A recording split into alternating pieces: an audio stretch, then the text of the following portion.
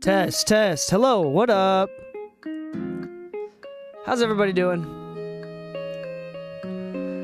What up, what up? Let me ping some more people in here. Give me a second. Also, maybe go live on the Instagrams.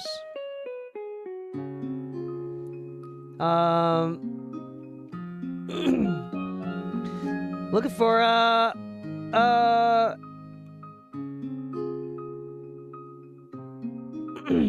looking for podcast topic ideas. Usually that's what we spend the first few minutes doing. Lou is going to join us in just a moment. He's going to join us via online.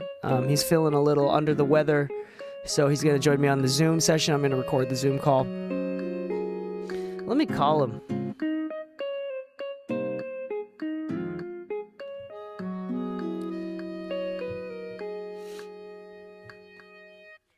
Yo, hey, you feeling okay? I mean, do you want to just reschedule to another time?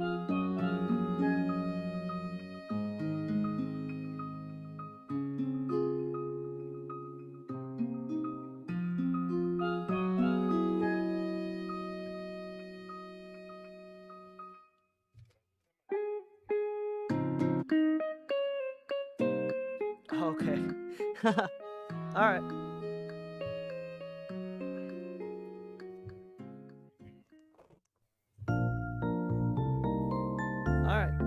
Sounds good. Thanks. We'll see you soon. Bye. Yeah, we're looking for some he'll be on in just a moment here. Let me ping the Discord one more time.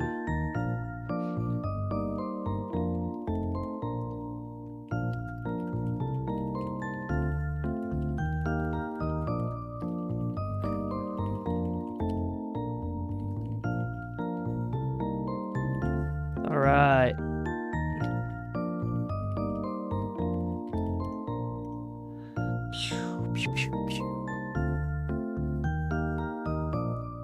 All right. Cool. Good morning, good morning, good morning. What up, Elise? All right. Slowly, we should start figuring this out. Oh, Lou just joined in. Hello. This is a Pokemon song, I think.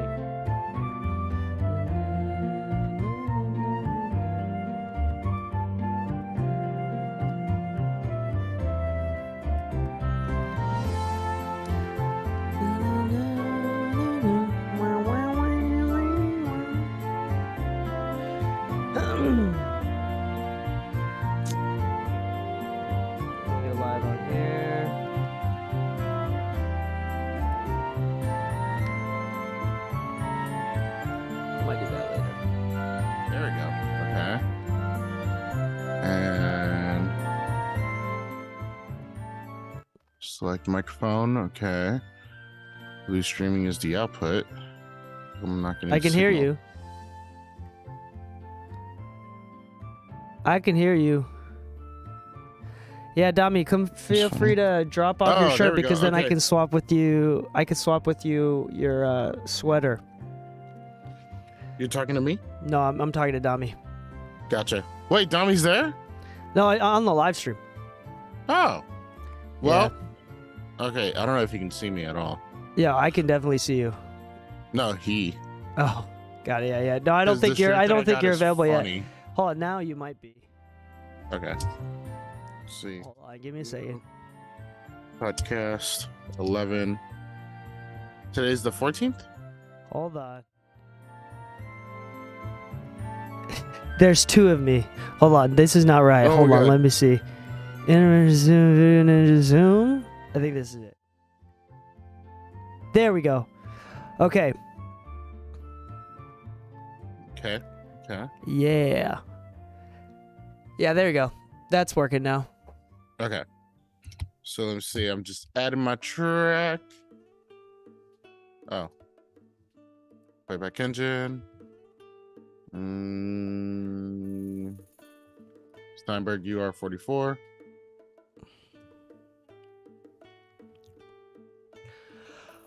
Oh, okay. Do we have... Today is the 14th. Good. Good morning. How TF do you have a sword? Because DK likes me. A sword?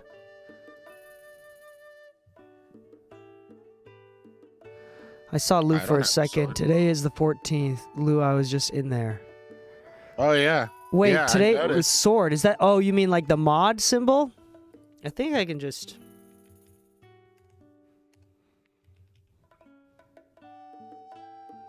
It's so funny. There's so much shit. I think I just made you a mod, Dami. How Lou, the can you fuck? talk for a moment?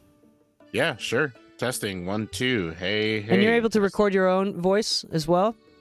Yep, and Pro Tools, where I'm getting a pretty healthy signal. Great, cool. Yeah. So yeah, I walked in because Dami made some Dami Daily shirts, and I got a really fun one.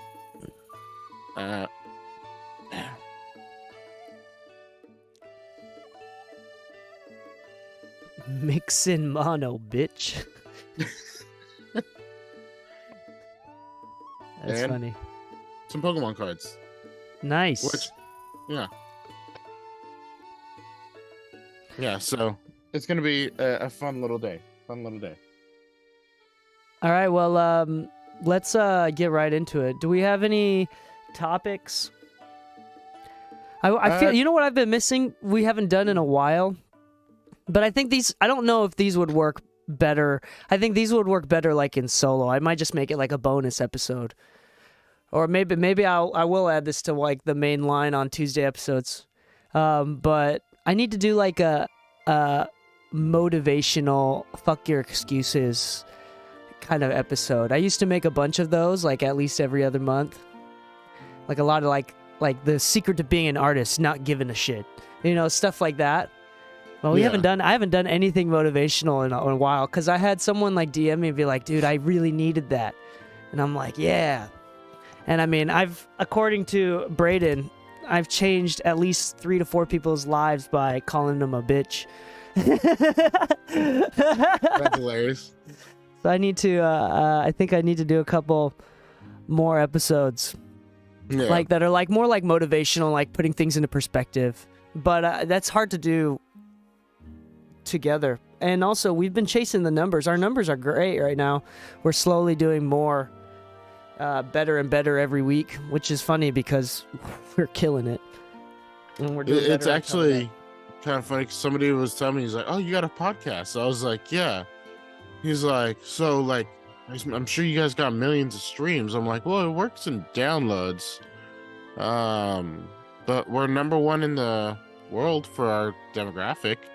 And he's like, holy shit, so you must have like millions. I was like, well, I think it equates to just over 600,000, maybe 700,000 now. He's like, oh, is it not rated like music? I'm like, nah, they had to listen to us longer than a song. No.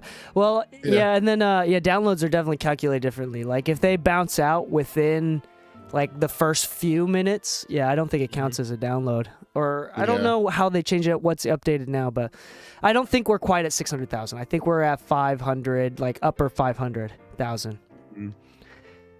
No, about mid 500,000, I think, because we barely just hit 500,000. Gotcha. Yeah.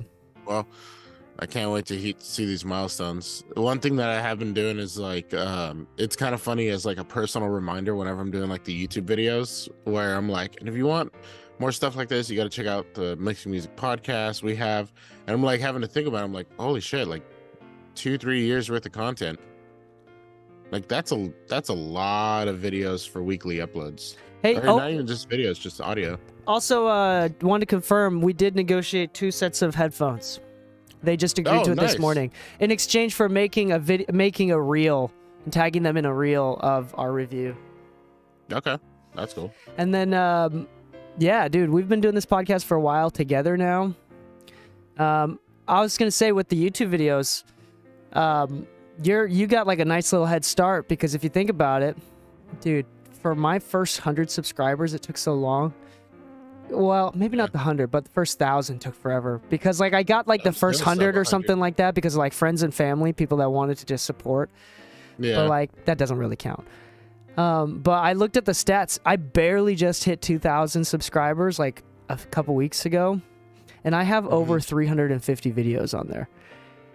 Dude, but the fact that you even got to 2,000 is wild. Because, like, if you think about it, like, the videos have all been about, like, the podcast, but with no promotion. Yeah. No promotion. I feel like to get a follower on YouTube is so much more work in general. Like, you make a post on Instagram and, like, your friends follow you, and then, like, a friend that knows you sees a post kind of thing on their story, maybe, so they follow you. On YouTube, it's like, that video sucked. I never want to see this person again. What is this? I have discovered that like I think like dislikes on shorts, dislikes counts as engagement and boosts the video. If people dislike your video, and that would make sense because remember when Facebook brought out numbers that says people like information or news that enrages people leads to longer online browsing time. So like that's why like they were accused of and suspected and found guilty of feeding people angry media rather than like anything wholesome because it got people to stay on longer. So it's like I feel like that's the same thing with YouTube. Like when people dislike my videos, they tend to blow up. I have a hard time believing somebody's looking at your video and was like, nah. There was a time, I don't know, there's one time where like, even with LaunchPod, like the podcast marketing agency that we were testing out, and we were going to use Mixing Music, this podcast, as an experiment of like having a bunch of friends temporarily do like 1-star reviews, and then to see if 1-star reviews on like the podcast platforms actually hurt the SEO listing value or not. We never actually ended up doing it, but it's just interesting that we could talk about that. Anyway, let's talk about something relatively technical. Any topic requests from the audience here? Any topic requests? If you want us to speak on something specific, say something now. Forever hold your peace. Let me do some YouTube studying. Do some cheating right here. Go to some of our subscribers. This is a great way to source content. Is just looking at what other people have done and seeing what they've done and what videos are popular. Dude, I love the sound of your mic. We have the same mic. No, remember how it does that little squiggly thingy? Like it has like a sound to it. Huh? Remember, it's like it's almost like a moisture thing where it goes. Oh, did it do it again? Yeah, but it was kind of funny because it was like, it was almost chipmunky. Yeah, hopefully it doesn't do it too much. I hate to describe it that way, but it was like it's not doing it right now, is it? No, it's not doing it right now. But it's like it's low key entertaining to listen to. Yeah, we need to figure this out. Let's see. Last time we did recording vocals. That was a good one. Should we do an episode about what you need to mix? What you need to mix? Exactly. We can do an episode on that. Like, it's kind of funny. Equipment you need for mixing, which is going to be surprisingly short. It's like your ears. Yeah. Yeah. And then like where we could even step into the reason why you want to do recording is because it gets you in the door, but like if you're able to do it and have the basic equipment, you can do it. But with mixing, it's not about the equipment that you use necessarily, but the skill, and it's hard to get people in the door. Maybe we could do that. You want to do that? Yeah, we can do that. And then that'll be like a kind of clickbaity title, like what you need for mixing. Mm-hmm. I'm gonna start recording. You cool to record on your side? And you can just send me the audio right afterwards? Yeah. Let me see. Test 1, 2. Yep. Pro Tools is recording. Cool. And you can send me just your raw audio too without any like compression limit or anything. Because I have it just feeding. Raw as hell. What's that? It's literally just raw. Okay, cool. No, I'm saying when you send it to me, when you bounce and send it to me. Yeah. All right, cool. I'm going to start recording. Recording in progress. All right, let's sync up. clap on three. 1, 2, 3. 1, 2, 3. 1, 2, 3. Nickname for this episode.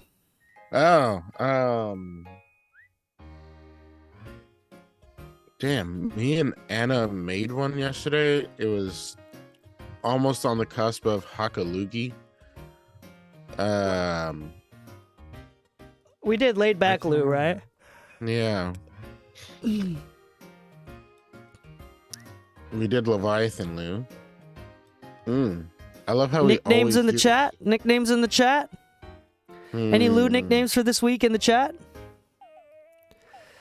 But anyway, let's do a nickname. Let's do Lord of the Loos.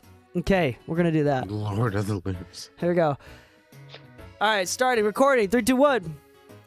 Hello and welcome back to the Mixing Music Podcast. I'm your host DK, and with me, as always, is my lovely co-host, Lord of the Loos. Oh. All right, how you doing, Lou? I'm doing good. I'm walking into my office with some Pokemon cards and a new Dami Daily shirt. The Dami Daily shirt is just amazing. Just mix and mono, bitch. We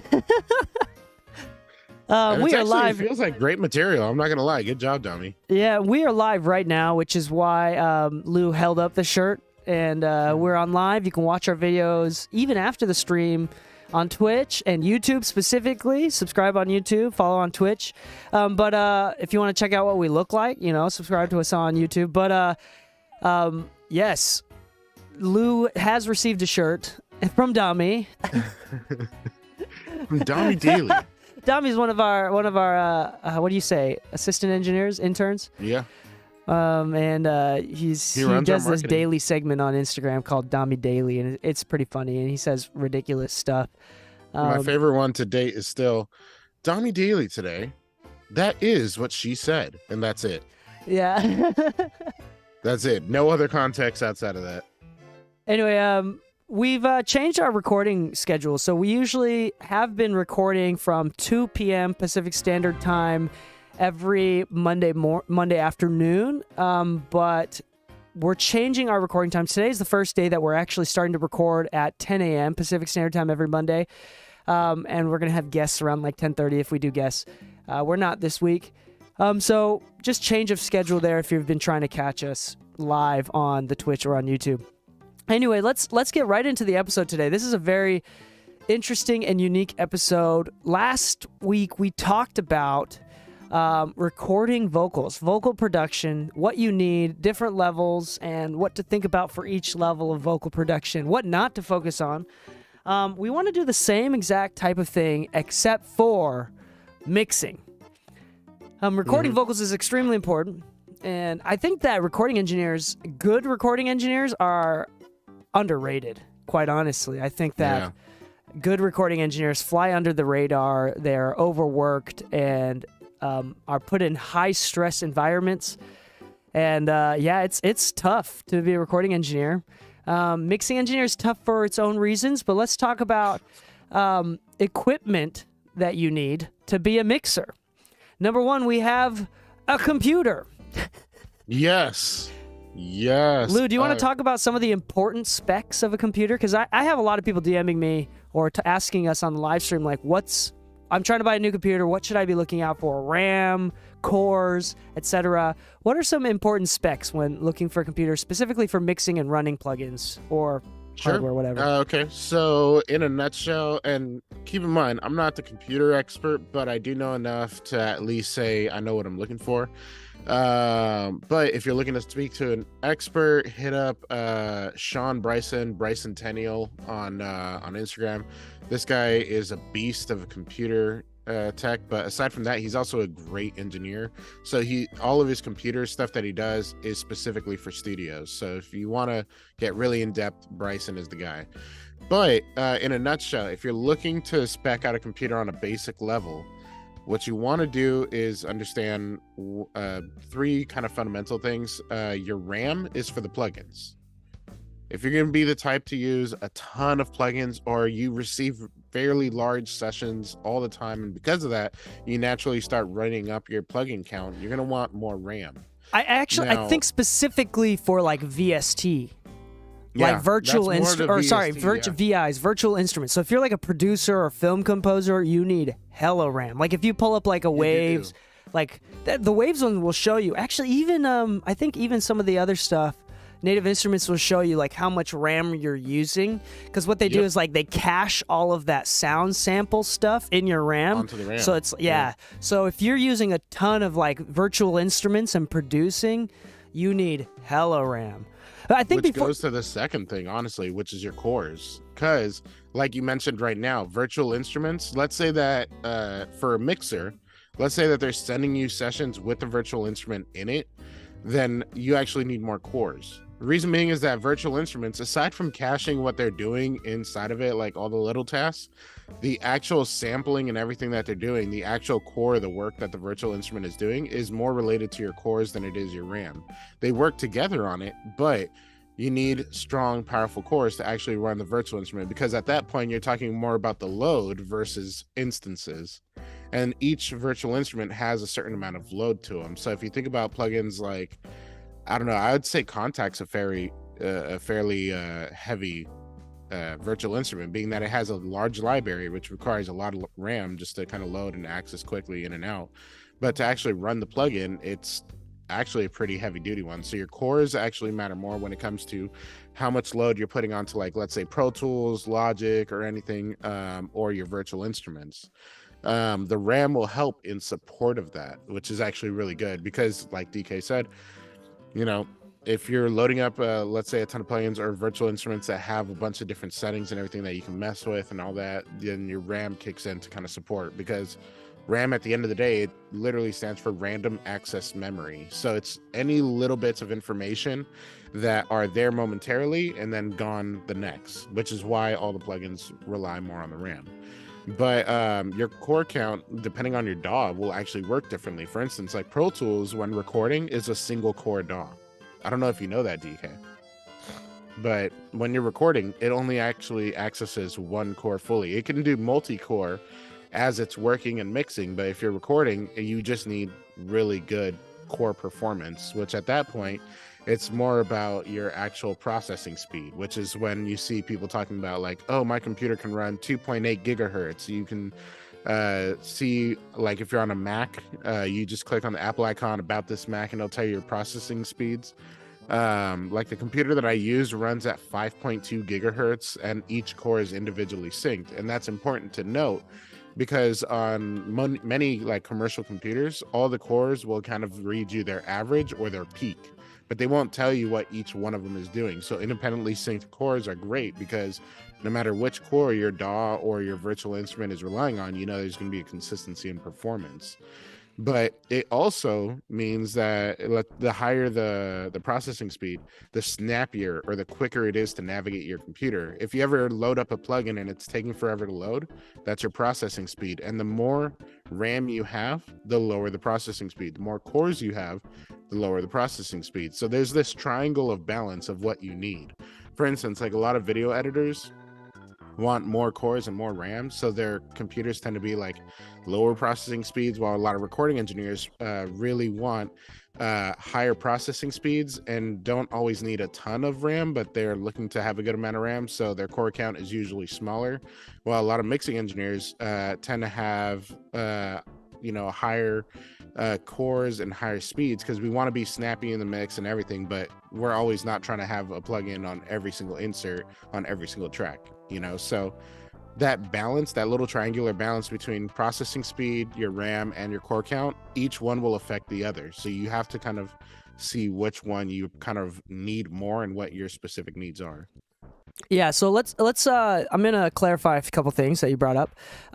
So one, if you're a mixer, and that's what this list is for, RAM is not as important as, not necessarily core count, but the speed of the CPUs. One thing that you brought up in a previous episode about computers, and you can find these benchmarks. Like, there's a bunch of websites that runs benchmark speeds and performance tests on the CPUs for mixing, specifically running plugins and Pro Tools, the software and things like that.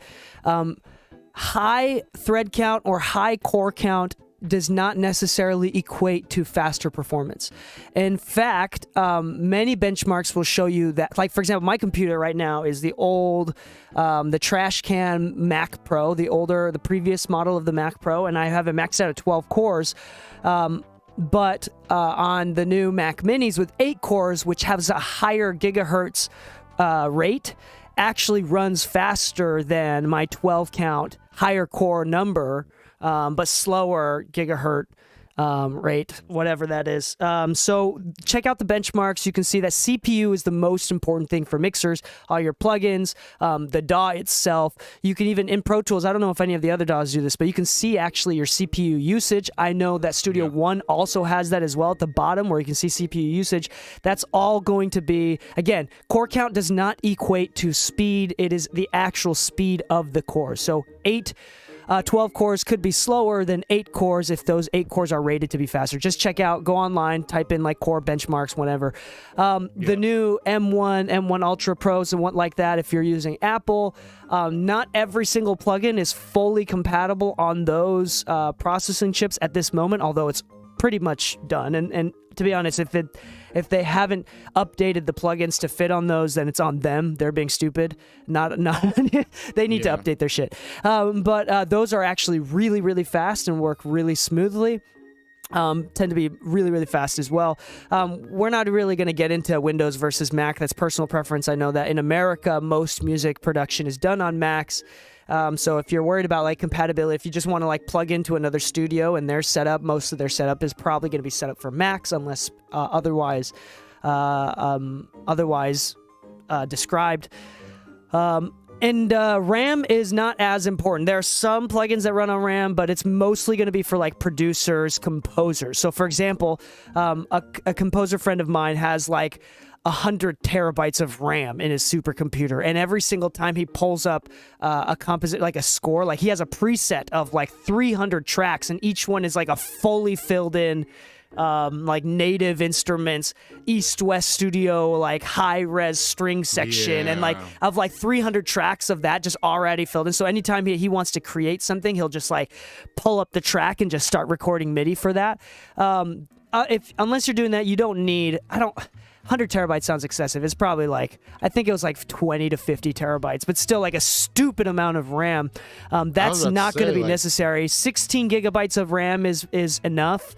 If you want to be super safe, 32 is more than enough. 64. And I think the difference, if I read some benchmarks before, going from 8 to 16 gigabytes of RAM is like a fairly big difference. Going from 16 to 32 is not as big of a difference. Going from 32 to 64 is even less of a difference. So going 16 or 32 is what I'm seeing from these benchmarks is the biggest difference. Or sorry, 8 to 16. 16 is the biggest difference. And it still goes back to that scaling. It's that whole balance. Like if there's not going to be that much of a difference and you don't really need it, you're just hurting yourself in your computer's specs if you start overdoing what you don't need. Yeah, and then as far as graphics cards, we're starting to see some plugins get enhanced by utilizing graphics cards. Like there's a couple plugins that I own. It's like, would you like to enable graphics card usage to speed up the GUI or whatever? It's not really necessary for mixing. To be honest, there's like another company right now that it only works on Windows anyway, but they're like they use the graphics card instead of CPU. Yeah, I forgot what it was. It was like GPU plugins or something like that. Yeah. Anyway, that's like a new technology, but typically, really cool. What's that? They looked really cool from when I saw them. Yeah. So typically, GPU, not really a big deal. Obviously, that's why we're using Macs, because if it was a big deal, we wouldn't be using Macs. Lastly, this is something important to think about is fan noise. So if you're running Windows, this is specifically a Windows issue, and maybe some older Macs do not typically have this issue. Like if you have crazy fan noise, probably not a good idea. You want to get silent fans, or this used to be a big thing where these engineers would put computers in a soundproof box, or they put them in the machine room, right, in the separate room outside of the studio control room, so it was dead silent. That's going above and beyond. I think above and beyond what we need today. If you're running on a Mac laptop, it's still kind of an issue because the body cannot properly ventilate itself. Like it only has the 3 or 4 little slits on the back of the computer to really aerate. So if you want to avoid fan noise in that case, there is software for it. There is actual Mac software for you to actually say, okay, try to lower fan speeds and this and that. There is also just cleaning out the dust out of it. If it's cluttered in dust, that thing is going to heat up a lot more, and the computer will make the fans louder because the computer's heating up. So while you're actually mixing, if your laptop's been on for like 3 hours and you don't have it like on a little stand that lets it breathe and all that, then it probably is getting hot and the fan's kicking in louder. Yeah. Every time I've like had to work on a laptop setup, I've noticed the fan. Like I don't use laptop setups very often, but on laptops it's still kind of a thing. But it seems like there's software to help. Yeah, I think I blow out the dust from my computer every once in a while, and that does dramatically. It doesn't, not so much the fan speed. My Mac Pro Trash Can Edition is very silent, but I've noticed with other computers, the dust can, especially like old Macs, dust can really, and then with Windows, obviously, dust can really make things loud because it'll make things work harder. Cool. I think that's enough about computers. Honestly speaking, last thing I guess is like Thunderbolt connectivity or like the different options, number of USB ports. That's just some basic stuff, peripheries that you should be checking out. Anyway, there's a lot of other information. You should listen to more computer professionals if you're interested in learning more about the speed of computers and how that works with audios. We're not the computer professionals. There may have been some things that we said wrong, but it doesn't matter. You should look it up. And from our experience, what we said was the best of our knowledge. Anyway, number 2 is let's talk about not graphics cards, sound cards, interfaces. Yeah, and sure. I want to bring this up. Having an interface is really important. If you're planning on going out of the box, obviously you need an interface that has multiple outputs and inputs, because you need to have signals go out of the interface and back into the interface in a typical setup. In a non-typical setup, higher level setup, you can have multiple cards, but we're just sticking with like a single use, single card, single interface setup. An interface is slightly different than audio converter. And I want to talk about this. An interface often has more than just audio conversion. It oftentimes has interface, monitoring controls, headphone amps. These are typically things that are separate from audio conversion. Like there's a lot of high-end sound cards out there that Lou, hold on. We're gonna have to pause because this video is gonna end in 10 minutes. Do you have Zoom Pro? I'm like, am I not logged in? Oh, because you started the Zoom. Yeah, we need to use yours. We'll finish this up. But anyway, let me do this. I'll edit it in. Okay. But higher end sound cards do not typically have preamps, like microphone preamps built in, or headphone jacks built in. Like we've seen a lot of higher end sound cards that all they do is in and out with any sort of amplification at all. It's just like, for example, how mine works. I have the Hilo, and it has a volume control for your monitor outs, headphone jack, and that's it. There's no preamps. There's no like user DAW that lets me run plugins or anything. It's just in and out. Yeah, and then the Auroras that we have is it the Aurora? Yeah, we have the Lynx Auroras. Lynx Aurora doesn't even have monitoring controls on that one. Nope, it's just in and out, and that's it. Yeah, so I would recommend, at the very beginning level, remember that an interface is slightly different, and make sure that you do have, I think, like monitoring control is extremely important. Whether you get that separately or whether you get that as part of the interface, I think that's important. I prefer having an interface where I don't have to have an external monitor controller, and I have like a little rolling rack next to me, and mine's just like a rack-mounted interface, and I love it.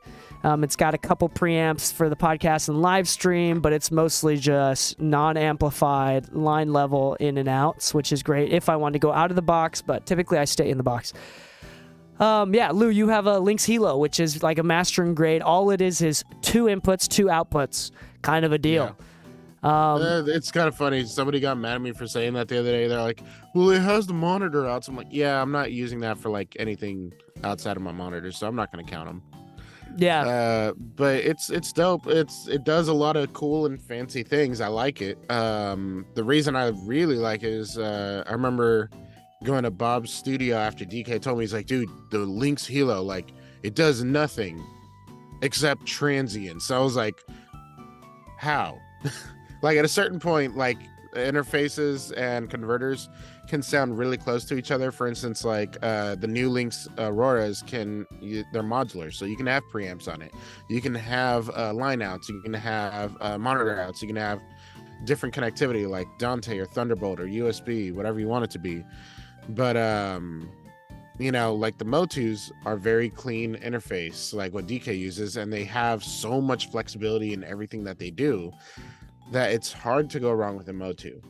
With the Hilo, it's very easy to go wrong if you don't choose it specifically for its job. Like if you're using it to record and you don't have any external gear, you chose the wrong interface. If you're just going to be mastering and you have a few pieces outboard and everything, then it's a great interface. If you don't, it's still a great interface, but don't expect to use it for recording without any external gear. And at that point, it makes it too expensive of an option because they're roughly about $3,600. And then you have to spend more money to get a preamp. Like, ouch. I don't want that financial burden. Yeah, so you don't need a super high-end one. That's another thing that I wanted to talk about as well. In an episode, this is a podcast that I refer to often, especially the first 15 episodes is amazing, is The Mastering Show with Ian Shepherd. He actually, I'm trying to find it, I can't find it right now, but in one of the first few episodes, he talks a lot about the actual engineering and the building of these sound cards. And a couple things that are really interesting is that it costs a lot of money to engineer and create an interface or like a converter that converts audio at the same quality at all frequency ranges. So like at 44, at all sample rates. It's incredibly difficult to do that. That's why these like $2,000 to $3,000 converters will perform best at a specific sample rate, and like if you'd go above or below that, it actually converts worse. So for example, through my testing, I found out that the Apollo 8, the rack-mounted UAD Apollo, works best at 48 kilohertz, which is really interesting because there's more distortion at 41 or 92 or 96 or whatever it is, 192. There's more distortion actually in those. So the best one is 48. I haven't done that on my Motu. I haven't done that with the Hilo, but it would cost tens of thousands of dollars to create a high-end sound card with equal quality at multiple sample rates. So that's interesting to think about. But in that same episode, he also talked about a website where you can listen to lossless audio files of people pushing audio and converting it through these different sound cards, and then you can hear like what it sounds like, the difference if you push it through one time and convert it once, or like 500 times. So it's like I forgot, it was like 50 to 500. I don't remember the exact time, but it was like multiple times over, so you can really hear the sound of that card. Going from a Focusrite 2i2 to like $1,000 interface made a big difference, especially like multiple times going through. Not a very big difference at all. Very small difference, not even worth talking about for just one time pass through, which is most people's uses. But there is a small difference going up to like the $1,000 interfaces I noticed. And then going from $1,000 to like $10,000 interfaces or sound cards, there's like virtually no difference. It's very small, even with the multiple times reprinted and pushed through. So that's something to think about. The point is, yes, sound cards and converters do change the audio, but is that the reason why your mixes are sounding worse? No, definitely not. And if you think about it, you're not actually using your converters if you're not going out of the box. So if you're staying in the box and only using plugins, the only converter that you're using really is digital to analog for your monitors. That's it. You're not literally doesn't play a role in your bounce at all unless it's a clocking thing, and that's it. Yeah, and let's be honest, even some of the biggest engineers don't want to deal with external clocks. Yeah, so we're gonna do like, so if you're not going out of the box and if you're not recording, then you do not need nice. Like, the quality of your A to D does not matter at all, because even when you print, it's not even the sound of your interface. It's just that straight up the sound of Pro Tools. You know, famously, Mike Tucci, his studio was, I could be wrong on this, but from my understanding, was basically destroyed. Like his gear was essentially lost in some damage. and he had to start working in the box while he figured things out. And then he's like, you know what? I'm fine in the box. So now he's been mastering records for like Tizio and Baines and all these other people regularly. The dude's got platinum plaques up the wazoo for everything that he's been doing in the box. He literally has not had an issue with just sticking in the box. He just has an interface. He doesn't do any external summing or external compressors anymore. If the reason that you're claiming that your mixes or masters are not sounding good, I mean, there's multi-platinum engineers that can clearly say otherwise. Yeah. Let's take a pause here. Let's take Let a me pause log here into to my Zoom. reset the video. If you want to send me a Zoom link, I'll do that. I gotta pee Yeah. as well. I gotta pee so bad. You're good. Let's pause the recording as well. I'm pausing Pro Tools. Cool. Oh no. Okay. Sweet. I'm gonna end this. Send me a new Zoom link. Sorry, y'all. I gotta pee so bad. Record.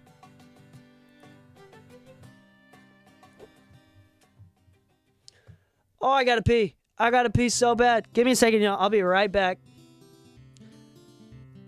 Intermission.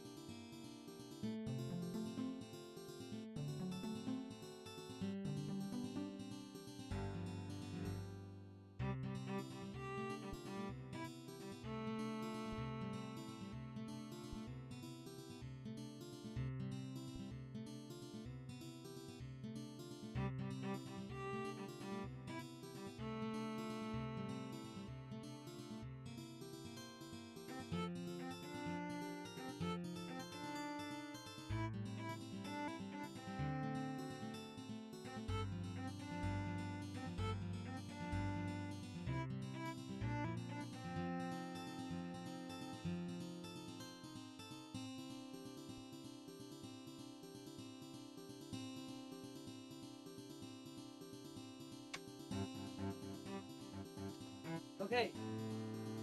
Sorry, y'all.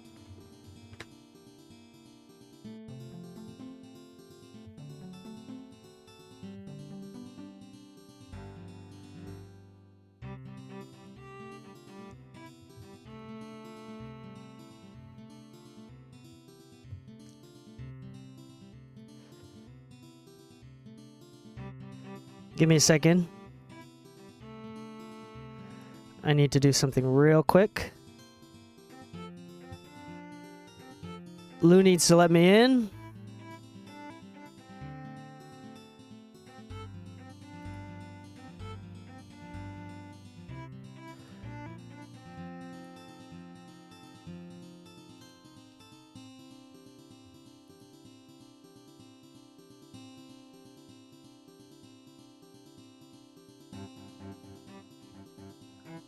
Okay. Yay!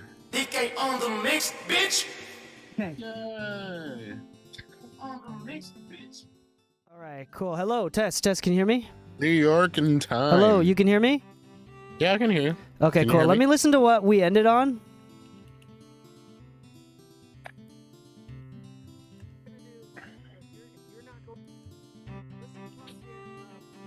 What was the last thing that you said? Okay, we're just gonna go beyond interfaces. You ready to sync up again? Hold on. Oh shit, I can't hear it because I'm on a separate interface. Test, test. Oh yeah, I was just saying, Mike Tucci, you know, he's famously known for not using any external hardware. It's literally just his D to A, and that's it.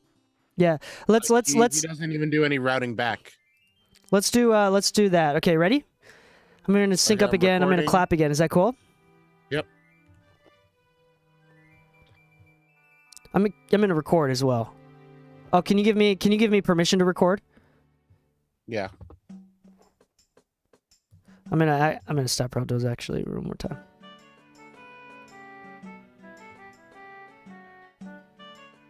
Let me know when you do that. More.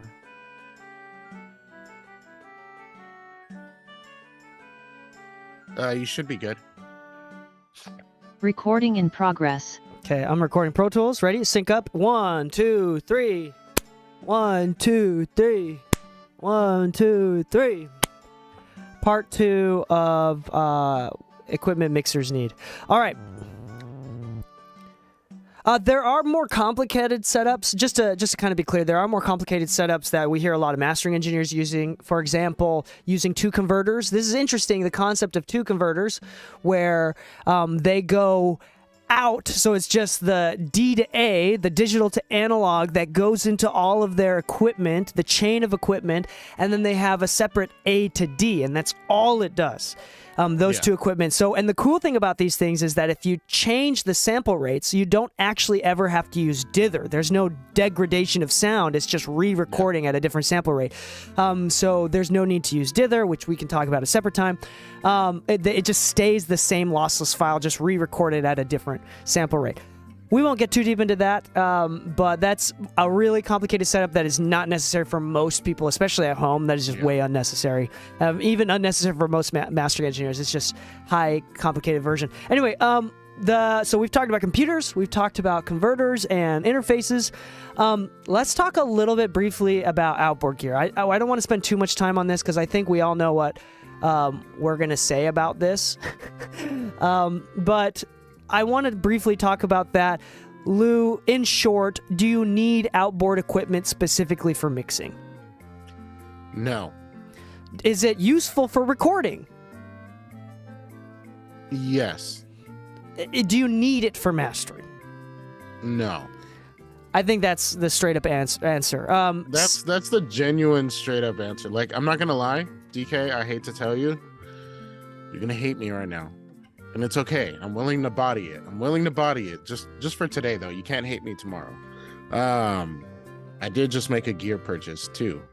Why would I hate you for that? How dare you? What'd you get? SSL G-Bus and the ultraviolet EQ. If you go on, we're not 500 sponsored, series? but 500 series. Nice. Yeah, they're 50% off right now. 50% off? Yeah, the SSL G-Bus is officially $12.99 right now, and they're officially on back order already. Wow. And that's the on ultraviolet Sweetwater or EQ anywhere? is only $600 now. Wow, that's cool. Yeah, and I'll be honest, I've always liked the EQ, but I never thought it was worth like $1,300 for it. Like, I was like, $600, I see it. The G-Bus worth $2,600, didn't really see it. But $1,300, yeah, okay. You know what? I'd rather have it. But guess why I bought it? This is the kicker. I bought it for Studio A. I didn't buy it for me. I bought it because as a commercial recording facility where we house and literally suit our setup for our clients, I figured our clients would really appreciate having an SSL G-Bus to use while they're mixing. So funny enough, is it required? No. I didn't buy it for me to mix. I'll be honest. I bought it because I want it. It's a great piece to have. It's a great door opener. But it's not going to make my mix any better whatsoever. Yeah. So just to put a cap, because there's so many episodes that we've talked about this, for recording it's actually pretty useful having a separate preamp and a separate compressor that you can use right after the preamp, which goes into the interface, is actually useful. Like having a compressor during recording is nice. It's practical. It doesn't have to be the nicest one too. It's just you're just using it for the actual. Is amazing. Yeah, and I've done so many shootouts, the Distressor versus the Tube Tech, and so many people are like, "Yo, the Distressor is amazing. It fits all my needs." I'm like, "Yep, don't spend triple the amount." You can get like a Warm Audio or Clark great. Technic too. Like the practical use of a compressor, like just how practical it is nice. I mean, you can get deep into it with nicer sounding compressors. But even with like a few $100 compressor, it's just really practical to have for recording vocals specifically, so they can yell into the microphone and it doesn't get louder into their headphones. You know, so they Shout they out feel to more ART brave. for making the dual channel opto compressor. That one sounds pretty good too, actually. The valve limiting amplifier. Yeah, the VLA from ART. It's $299, and a lot of people, you could see this all over online. There's like tube swaps and all this kind of stuff. There's tons of YouTube videos of how people have improved the sound for relatively $50 to $100. Yeah. So there are really affordable options out there if you need it. But the only equipment that you should consider is if you don't have a monitor controller built in, then you'll need one. To obviously turn up and down your speakers, or even to switch between your speakers if TalkBack is something. Well, you're not for mixing, right? That's specific for recording. And the only other equipment that when I say equipment, I mean like outboard gear, right? But other than that, like no outboard gear is not necessary. Outboard compression, outboard EQ, outboard limiting, anything like that. Really not necessary. And in fact, I can make a heavy argument about why it can slow you down, thus making you less money. And the unfortunate thing, well, it's hard to hear, but even professionals at our level, we cannot. There's at no point we can not confidently and risk our name and honor say that this mix was done in the box versus analog. You can't really tell. Yeah. And it's the funny, biggest. too, 'cause- Go ahead. Oh, I was gonna say, like, even some of the engineers, like, I think DK and I are at that age where a lot of the engineers we grew up watching were very big analog guys, but then the engineers that some of the younger people now, newer generation of engineers, are looking up to are actually our friends, like Baines, Tizio, and everybody. Like, we've all hung out. But the funny thing is, like, for the most part, these guys built their careers without having a heavy reliance on outboard gear. But once they got busier and busier, yeah, we had time to play with more gear as we came up because we had more time on our hands and we could spend an hour doing recalls. But nowadays, like Colin, District Sound Labs, he actually doesn't twist his knobs anymore. He went with the CLA method of it's a preset value. It has to hit it the same way every time. So he spends a lot of time gain staging things so that he doesn't have to lose his settings or keep recalling settings. It's really important for his workflow not to have to touch the gear, because unlike a plugin, you can't just change the settings and then go back in a split second. And that's the workaround, right? Where you leave, for example, 1176, you leave the input and the output the same. You have it set to a certain song. So then next song that you have, all you do is change the gain staging of that track, whether it's a vocal or a snare or whatever. So it hits the compressor the same way that you like, by increasing the volume. So that way it's like automatically recalled. So you don't ever have to touch the knobs on the outboard gear. Anyway, Yeah. let's move on to the next topic, which I think is speakers and monitors, and then we'll there's a few other beyond that, but let's go into speakers and monitors. This is where I think that you should spend the most amount of money in. Yeah, I agree.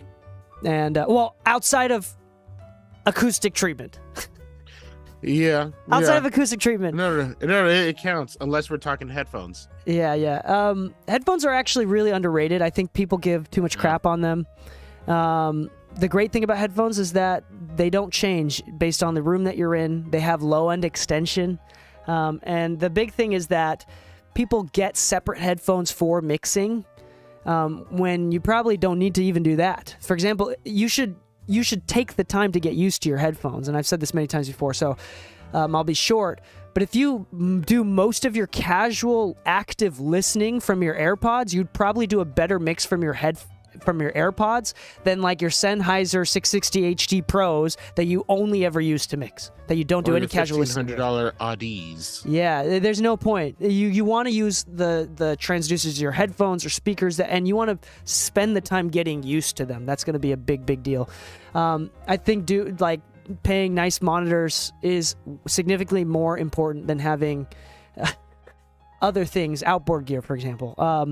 But let's go. I don't think I need to say much more into that other than let's go into acoustic treatment, which luckily is, if you do it yourself, you build it yourself. I mean, Lou, you're telling me about your cost on production building these. Like each one of these panels that you can make, like, what is it, 4x3, 4x2 panels? Like these ones right behind me. 2x4s, yeah.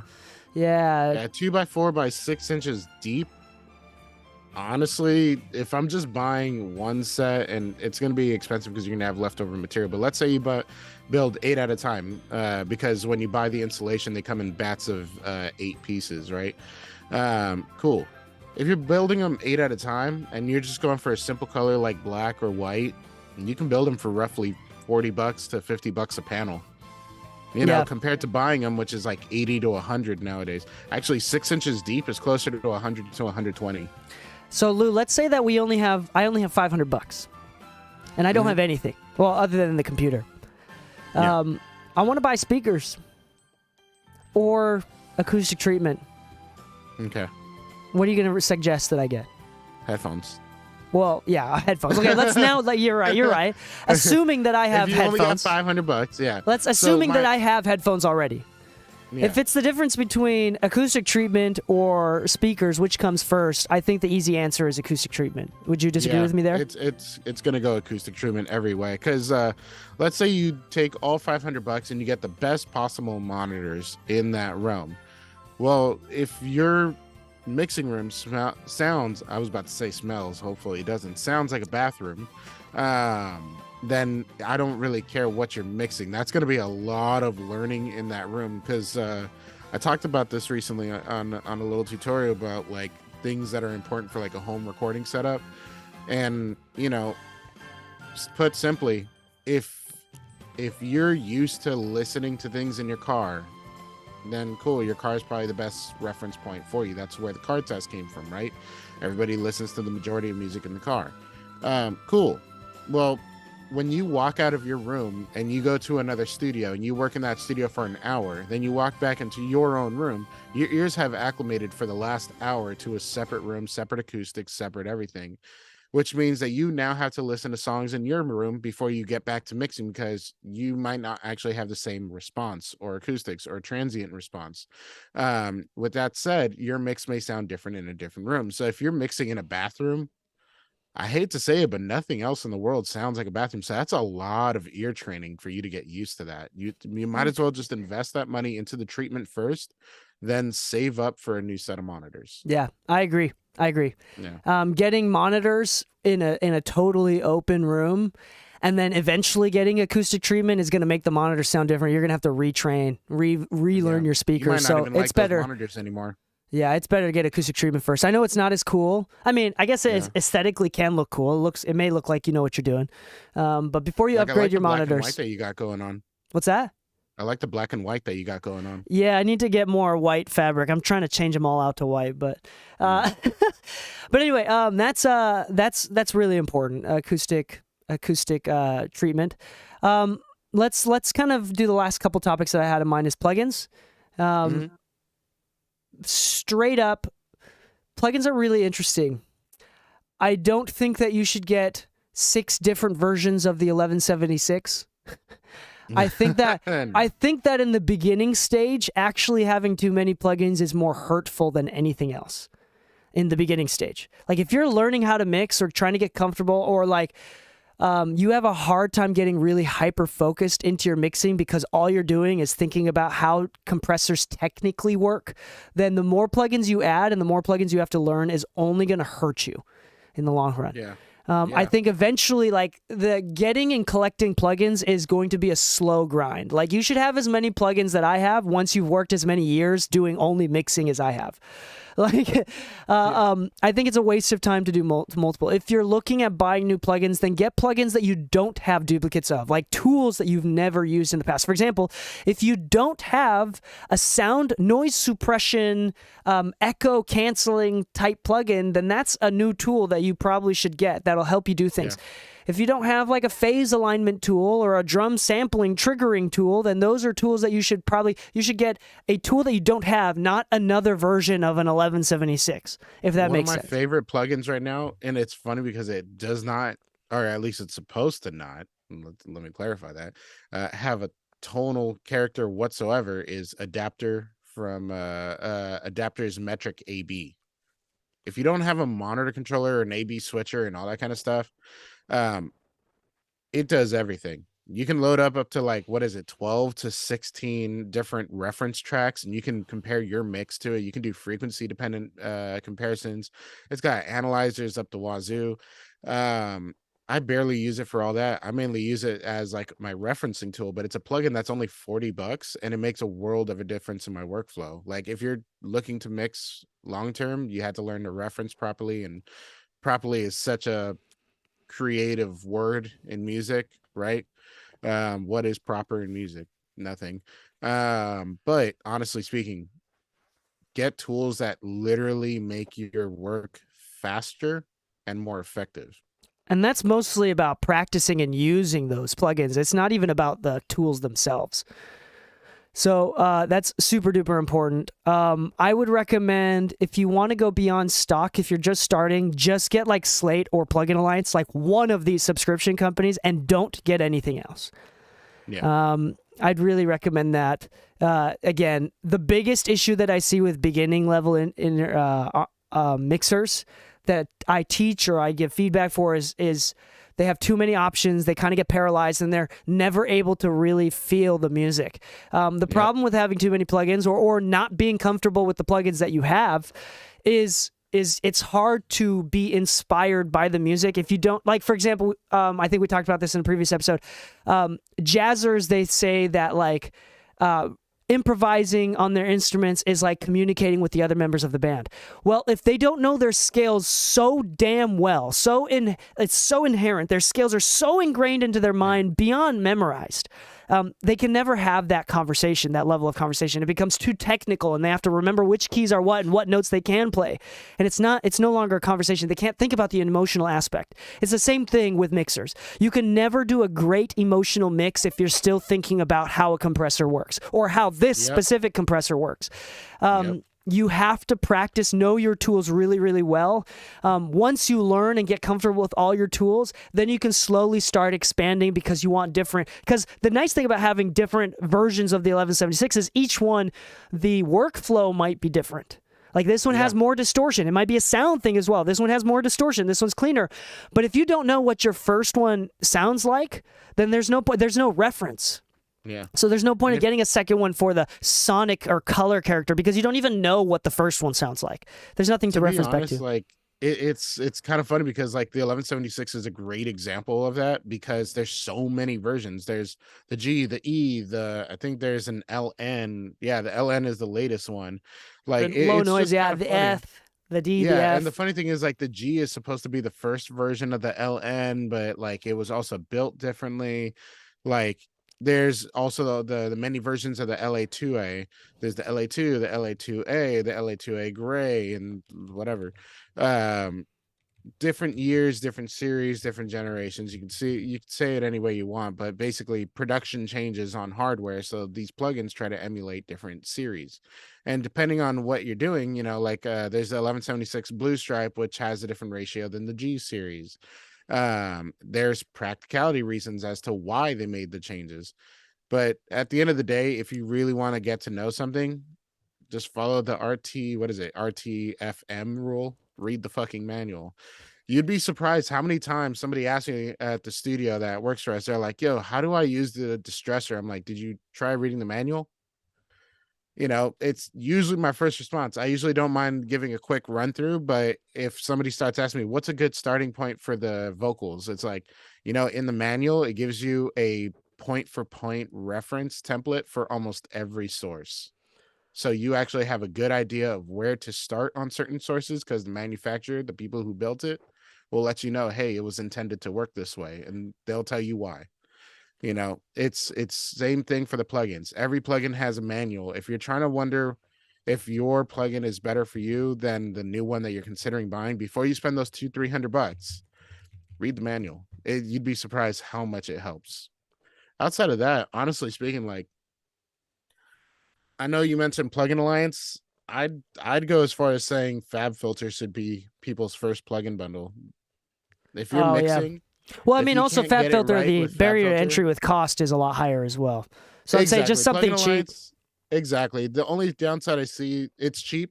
It's perfect because Also, it's cheap. dude, on the plugin bundles in Plugin Alliance, the Kirchhoff EQ is about to come in for free for subscribers. Oh man, I'm which waiting for that. the Kirchhoff I'm waiting for EQ that. is basically a fab filter, but better. Also, just to clarify, I'm looked this up right now.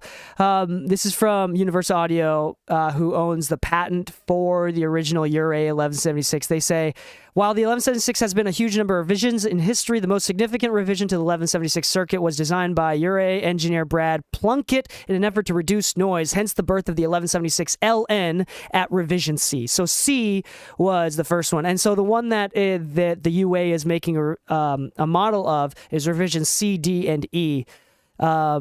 Apparently that the blackface one that they have now is supposed to emulate the C, D, and E revisions. But there are revisions beyond that. I don't know what specific ones are what. But anyway, each one has a different sound, and that's important to point out. Yeah. And You so see it with other gear too, like the DBX 160s. There's the 160A, 160X, and 160XS. Oh no, XT. And the funny thing, I think me and you talked about this because I actually bought your XTs, I believe they are, right? I'm not sure. I forgot what they were. I forgot too. They're sitting in A for whenever we're tracking. Once again, I have them, but they're great tracking compressors. But either way, like the A is supposed to be cleaner, the X is supposed to be a little more aggressive, the XT is a little more distorted, and people like Jason Joshua, they're like, oh yeah, I use the XT for my bass all the time. It's a secret, blah blah blah.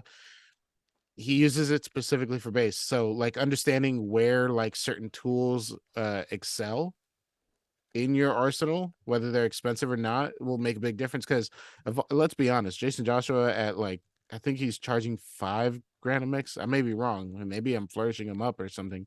I know Mixed by Ali charges $3,000 a mix, but let's say Jason Joshua, as popular as he is with all the success that he has, let's say he's $5,000 a mix. Why is he still using a $200 compressor? Yeah.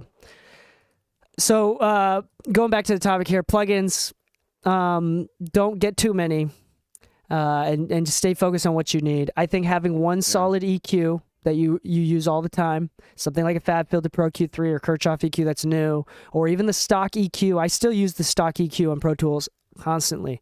And getting to learn your tools is more important, significantly more important than getting more plugins.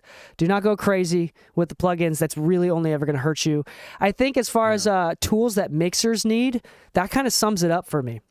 Good computer. I mean, like we see so many, especially the wave right now is like no desk or very small desk minimalist setup. It used to be like big desk with lots of gear and side racks and like big Argosy desk.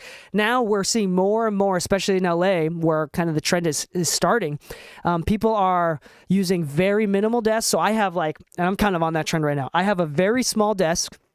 I have my monitors. I have a rolling rack, which I only really use my interface for, and that's it. Yeah. That's all I need for mixing. I have a couple outboard gear in the rolling rack, but I never turn it on, so I'm not even counting it in my list of things that I have. Yeah.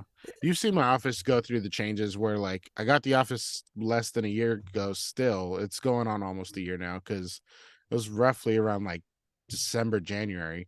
But point is, I had a small desk, just a little one.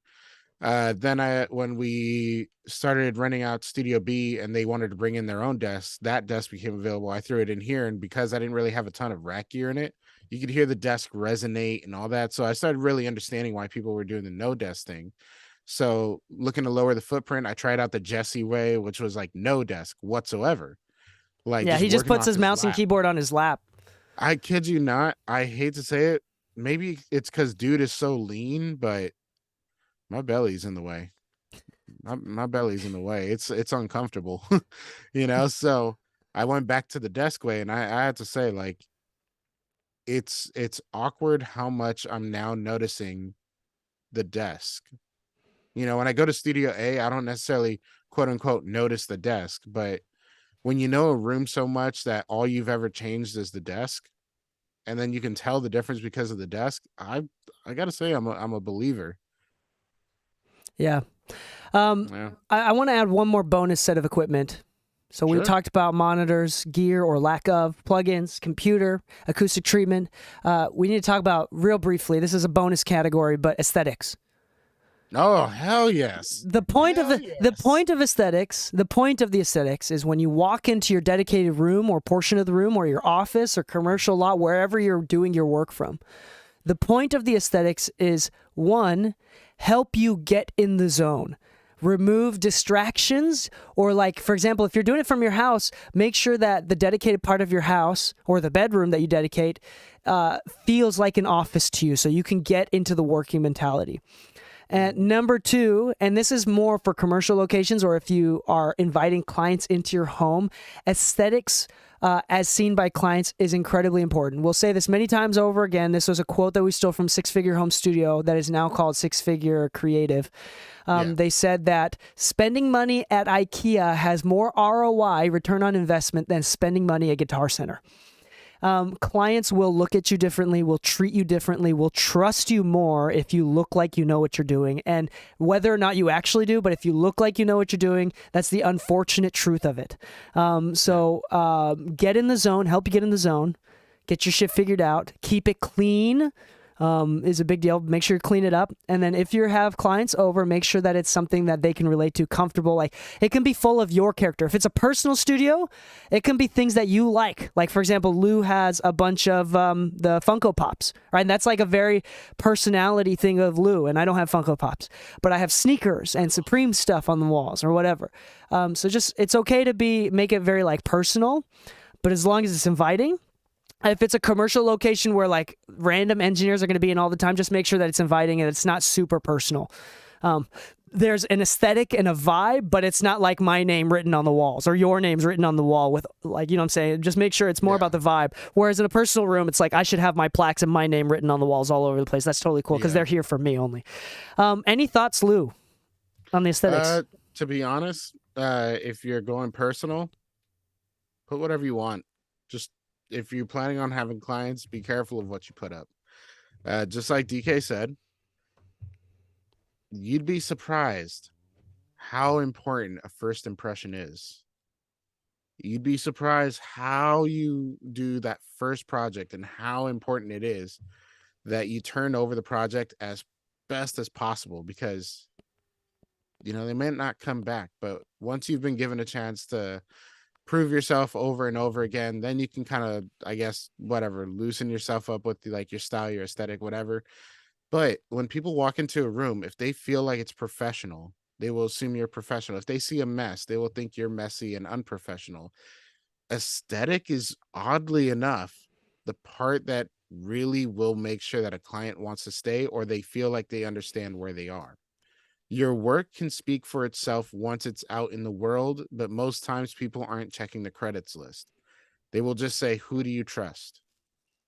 And they will say whoever they trust. Now, if you go to somebody's place, and I'm not saying anything necessarily specifically about this, but if I were to walk into a studio and all I saw was nothing but like pentagrams and upside down cross all over the walls, I'd be a little creeped out. Don't get me wrong. I love going to a nice, like, deep goth club, like in the middle of downtown LA. Like, I like it, but I like it for that moment. I don't like it for my work. I don't like it for like, yo, I'm bringing a hip hop track to this guy. Like, does this guy listen to hip hop?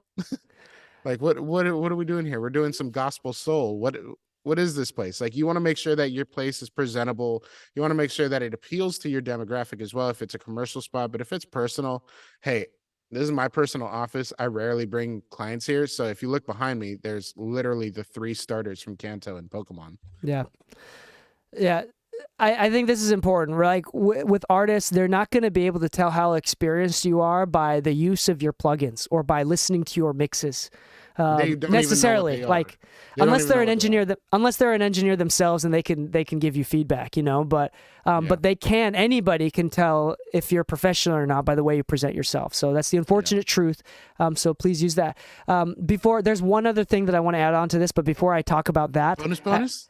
Well, it's a piggyback on what you were saying, but I have like some numbers to back up But before we go into that, let's talk about our sponsors briefly. We're sponsored by the Mix and Music Podcast. We're sponsoring ourselves for the next little bit. Mix and Music Podcast, we release one episode a week on Tuesday for free. But here's the deal. If you go to mixandmusicpodcast.com/exclusive and pay $4 a month or $40 a year, you can get access to 2 more podcasts every single week. So every week, you can get 3 podcast episodes instead of just 1. So 3 times the amount of content for $4 a month or $40 a year. Go check out mixandmusicpodcast.com/exclusive. All of the exclusive episode podcasts are hosted by Braden Flint at Flint Mastering. And he does a really great job making sure every single topic is focused to a technical thing. So oftentimes we get into business and philosophy on this free content stuff. But every single episode, the biggest request is we want to keep it technical, things that you can take away and use for your mixing needs, mixing, mastering, recording needs. That's all it is technical information. So really great. I think every once in a while we're going to release a free demo of one of the exclusive episodes on Fridays here on out, like once a month, just so you can get a taste of what it is you're missing out on. But go check out mixingmusicpodcast.com/exclusive for that. Also, if you're interested in booking recording time in the LA area with me and Lou, or just in our studio in general, go check out inthemixstudios.com. That is the commercial recording studio that Lou and I co-own together in North Hollywood, California. We'll take care of you. If you say that you listen to the podcast, when you hit us up, we'll give you a little bit of a discount. So if you want to text or reach out to the studio manager to book some time, you can text or call 323-404-7770. Once again, that's 323-404-7770 to schedule your next recording session. Okay, so the last thing that I wanted to talk about briefly is the jump that I made, and I think many people are going to be able to relate to this and back me up on this. The jump that I made from going from a bedroom setup into a commercial setup. When I did this, and maybe you can speak on this too, it's scary to go from bedroom where there's no overhead. It's just rent, right? And then to a commercial setup, which is you're paying now 2 rents. You're paying for your office, and on top of that, you're paying for your home rent. It's a little bit scary. But I made significantly more money from music when I had a dedicated commercial spot. Yeah. I did. I saw a dramatic jump of income because of the presentation. When I had a dedicated office space that I was paying for, it looked like I knew what I was doing. It was comfortable for clients to come in and out because it wasn't my house. And I took care of it, and that there was a dramatic jump in income. So this is something to consider too. If you're trying to go full time, maybe, and this was in Utah where it's not a major hub, so getting a commercial lease was really cheap. Like I think I was paying like $800 for an entire building, really cheap. Granted, it was a shady ass building, but it was really cheap, and we just built it out, made it look nice, made it real comfortable. So that's something to consider.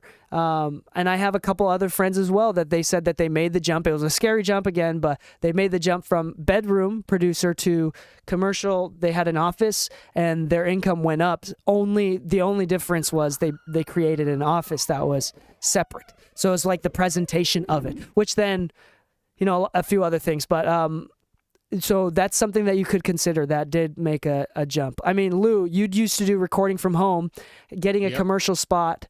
Could you say the same thing from your own personal? Yeah, so it's kind of funny. I guess you could say I zigzagged property-wise. I started off from home. I love telling this to interns. I used to, when I first started recording, I would bring my clients to my parents' garage, which had no AC or heater. So when it was cold, it was cold. When it was hot, it was hot. And it had broken glass windows and all that kind of stuff. It just wasn't very professional. I knew what I was doing for the most part, but I was still very young and oblivious to the idea of how much a difference a commercial spot would make. Fast forward 3 years later, I got my first studio, which is out here in Los Angeles, like about 10 minutes from our current studio.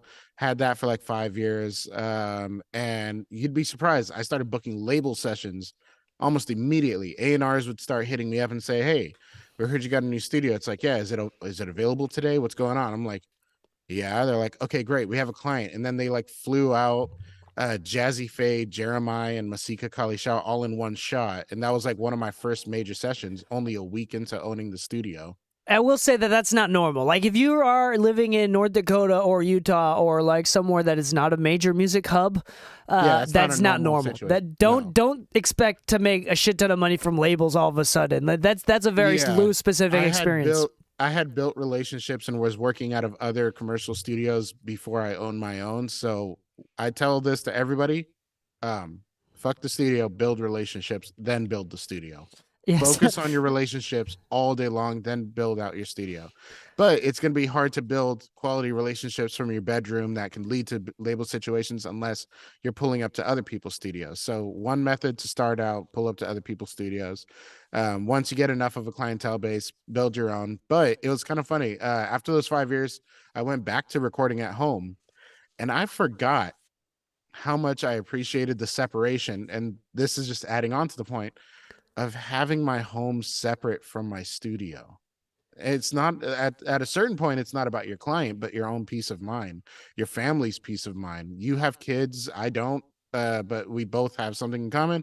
We have a partner who we want to make sure they feel comfortable in their own home. When they come home, there's no random people in the living room watching TV while somebody else is randomly recording in the other room. They want to take a shower, but they have to wait because the client might need to pee or something. It's extremely uncomfortable when you consider how awkward it is to have clients in your own home. But once we opened in the Mix Studios, I made it a point to no longer have a computer at home, to no longer have anything work related at home, just because I wanted to be able to feel like when I got home, I was able to clock out. The unspoken benefit of having your own commercial spot is the ability to separate yourself, clock in and clock out. Now, that doesn't mean you work 9 to 5. That just means that when you show up to work, you show up to work and you don't leave until you're done with that work that you set for your day. And when you go home, don't think about work. Just be home, enjoy yourself, have dinner, watch TV, do what you got to do, go out with friends. But having a commercial spot helps. Not only does it help build your brand, but it also helps you recalibrate your own personal life. Great. I think that's a Yeah. great note to finish on. So on that note, thank you so much for listening. One free way to support us and help us grow the channel is by leaving a 5-star review on Apple. If you just say a couple words, just like thank you or something like that, that means a lot to us. And it helps the algorithm. If you're on Spotify or anything else, just type in 5 stars. We appreciate that. It goes a long way. On that note, happy mixing, my friends, and stay saucy. Recording stopped. DK, what happened? What? You shaved your beard. You haven't seen me with my mustache? But you haven't grown a single thing since you shaved? Oh no, I've been shaving. I thought it's No Shave November. No, I'm specific. No, it's Movember. No Movember. shave. So it's No, just with it's just the different. mustache? Yeah, it's just the mustache. Okay. I was about to say, I was like, wait. Yeah, and I trim my mustache too. Okay. Yeah, I'm not gonna lie. I don't do the whole No Shave November. Like, I shave. But like, I thought it was always with the beard too. That's why I was like, oh damn, DK shaved his beard. No, it's just a mustache. That's the November thing. And that's the thing that I've been doing for like 12 plus years. So Movember is the original name of it. And it was specifically growing out a mustache and creating awareness and donating to men's prostate cancer or something like that. Yeah. Yeah. Yeah, that's what it was. Yeah, so it's specifically the mustache. But yeah. Yeah. I just got a text. Oh, you got it too from Brandon. Saying, yo, just wanted to thank you guys for the professionalism at the studio for Troy and I. Troy likes how you guys have a person on hand to help if anything is needed. Pure awesomeness. Just He's doing next week too, right? Yep. Okay, cool.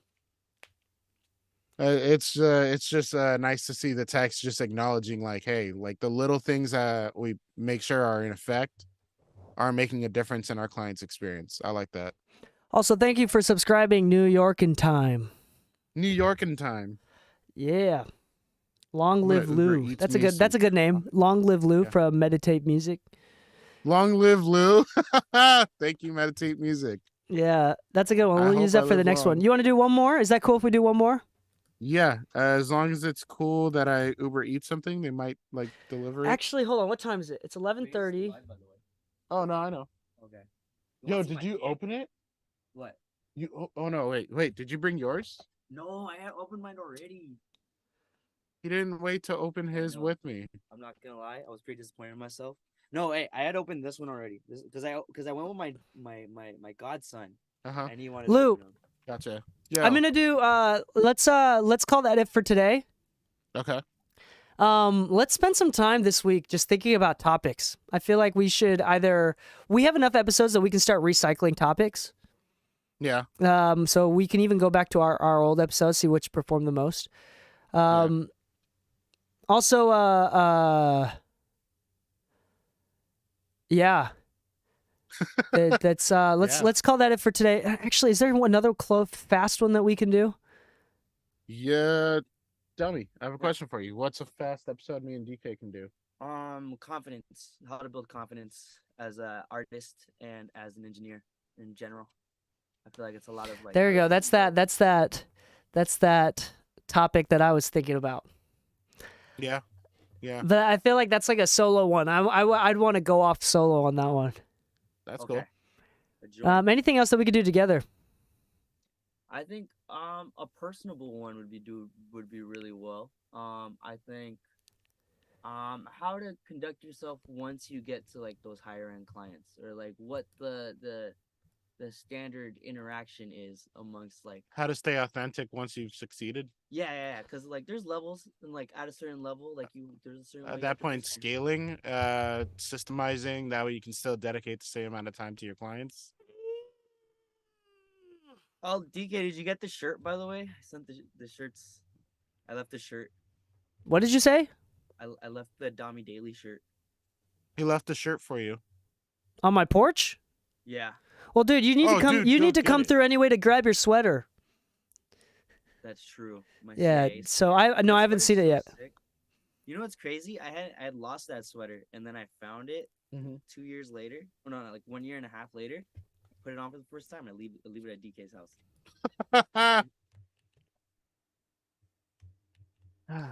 Anyway, let's talk about something else. Let's prefer something technical. Recording, mixing. What'd you guys touch on today? Today was Today was mixing, like things you need for mixing. We've done things you need for vocal recording. so I think you go down the line. I think mastering's next, right? Mastering would be next. What do you need for mastering? That's kind of the funny thing. It almost fall under the same thing as what you need for mixing. Yeah. But then you could talk Um, about the little details Mm, and like compare and contrast, or you could do a compare and contrast. Ooh, dude. between mixing for mastering. We can do some clickbaity title like the most important advice from Grammy winning mixers, and we could talk about why all of the advice Tetra. and tutorials from you can hear me, right? Yeah. All the advice and tutorials from these high level mixers tend to be like really boring, and nothing's like really creative mix tricks. You know what? Let's do that. Because it's true. It's really true. At a certain point, like I always tell people, I feel like I'm the most boring person whenever I give tips because it's not like this flashy thing. Yeah. It doesn't. let's it talk about that. always comes down to the basics. Let's talk about that, especially from like Leslie's perspective. All right, Yeah. ready? Wait, I want to do a shirt swap. I want to wear the mono. Oh, okay, you do that. Let's see. Boom. And we'll make this like a 30-minute episode, less than that if we can. For sure.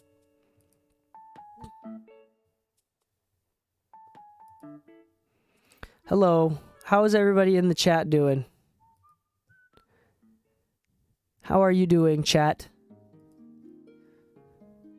Who's here? We seem to have a lot of people on YouTube and on Twitch. Across the two. Hey, it matches my hair. Nice. Okay, let's get right into it. Let's make it quick, because then I'm gonna make Spaghetti. Yeah, spaghetti. No, I'm gonna eat some lunch first off. That's important. I might have to watch. Hold on, give me a second.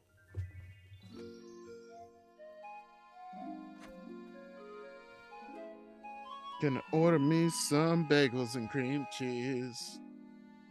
Maybe even an ice brown sugar, oat milk shake, and espresso. By the way, Zaz, I'm really sorry. I'm sorry I'm singing. I'm sure your ears are bleeding. Okay. But I promise you, they're bleeding for something delicious. All right, let's get right into it. Ready? Cool. Hold on. Let me see. Recording in Pro Tools. Hey, I'm recording. Are you? Cool. I am. Are you recording in Recording in progress. Now I am. Okay. The best advice, high-level advice for engineers. Take one. 1, 2, 3. 1, 2, 3. 1, 2, 3. Okay, cool. Let's get right into it. Hello and welcome back to the Mixing Music Podcast. I am your host, DK, and with me, as always, is my lovely co-host, Long Live Lou. Hey. Shout out to Meditate Music on stream for suggesting that name on Twitch. Yeah, we are live streaming right now, and we have all of our episodes recorded on Twitch and YouTube. If you want to subscribe on YouTube, just go to mixingmusicpodcast.com/video. I think that's what it was. Or just go to mixingmusicpodcast.com. Check out our YouTube channels, because Lou has one too. Mastered by Lou, and then I have mine, DK Mixes. We have a good episode today. We're going to get right into it. This is an interesting one. Everybody always asks us, and I'm going to create some rapport first, but everybody always asks us for more and more technical advice and takeaways, specifically either clarifying or telling us more about the secrets of the pros. I'm going to tell you the biggest secret of the pros. Okay? And this is, some people just cannot wrap their head around this. They have confirmation bias. They have where they think that the secret is to a specific converter or specific gear, specific clocking device, computer, plugins. That is not any of the major, biggest engineer secrets. No. There's a couple secrets that I'm going to share with you right now. And this is shared. And the reason why we know this is because my mentor, Leslie Brathwaite, has shared this many times. His mentors and other people mix with the masters. You can watch the videos. Each of the masters talks about this many times.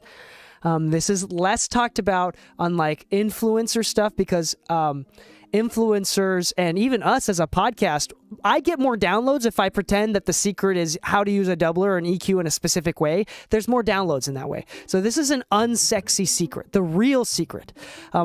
In our interview with Leslie Brathwaite that you can watch either on YouTube or listen to the podcast episode, he shares this, and this is common. You hear this with many, many other engineers.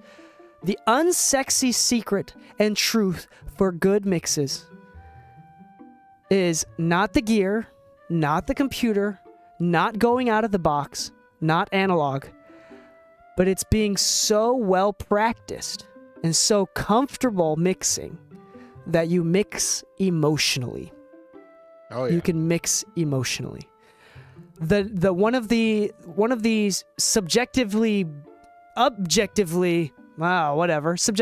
largest mixers in the world, Serban Ganea. He is totally in the box, has showed his setup multiple times over, totally in the box. I've still met lots of people that will refuse to believe that he's in the box. And that's just silly. Why? I mean, telling you the truth, you just cannot, you have all of that cognitive bias that for example, I saw a meme today on Facebook, and it was like, oh, I need to pull it up. But the meme was like, there's this ready bake pie, pumpkin pie. All you have to do is stick it in the oven and bake it. And Karen, I'm just going to say Karen. Karen had like, hey, thank you, Ready Baked Pies, for ruining my Thanksgiving, and shared a picture of her burning the pie. And immediately, her bias says, oh, it's not my fault. It's the pie maker's fault. It's the Ready Baked Pie's fault. and all of the comments and the memes are just roasting her about how, of course, it's not the pie's, it's not her fault, it's the pie's fault. And we do this all the time. If your mixes suck, I guarantee it's not the tools that you use, it is you. Yeah. And if it's good, I guarantee it might be the tools that you use, but it's definitely you. This is something that we need to just talk about. Lou, I'm sorry, I'm ranting at this beginning. I'm creating a preface for us to like jump into, and I want you to think about this as well and talk about this.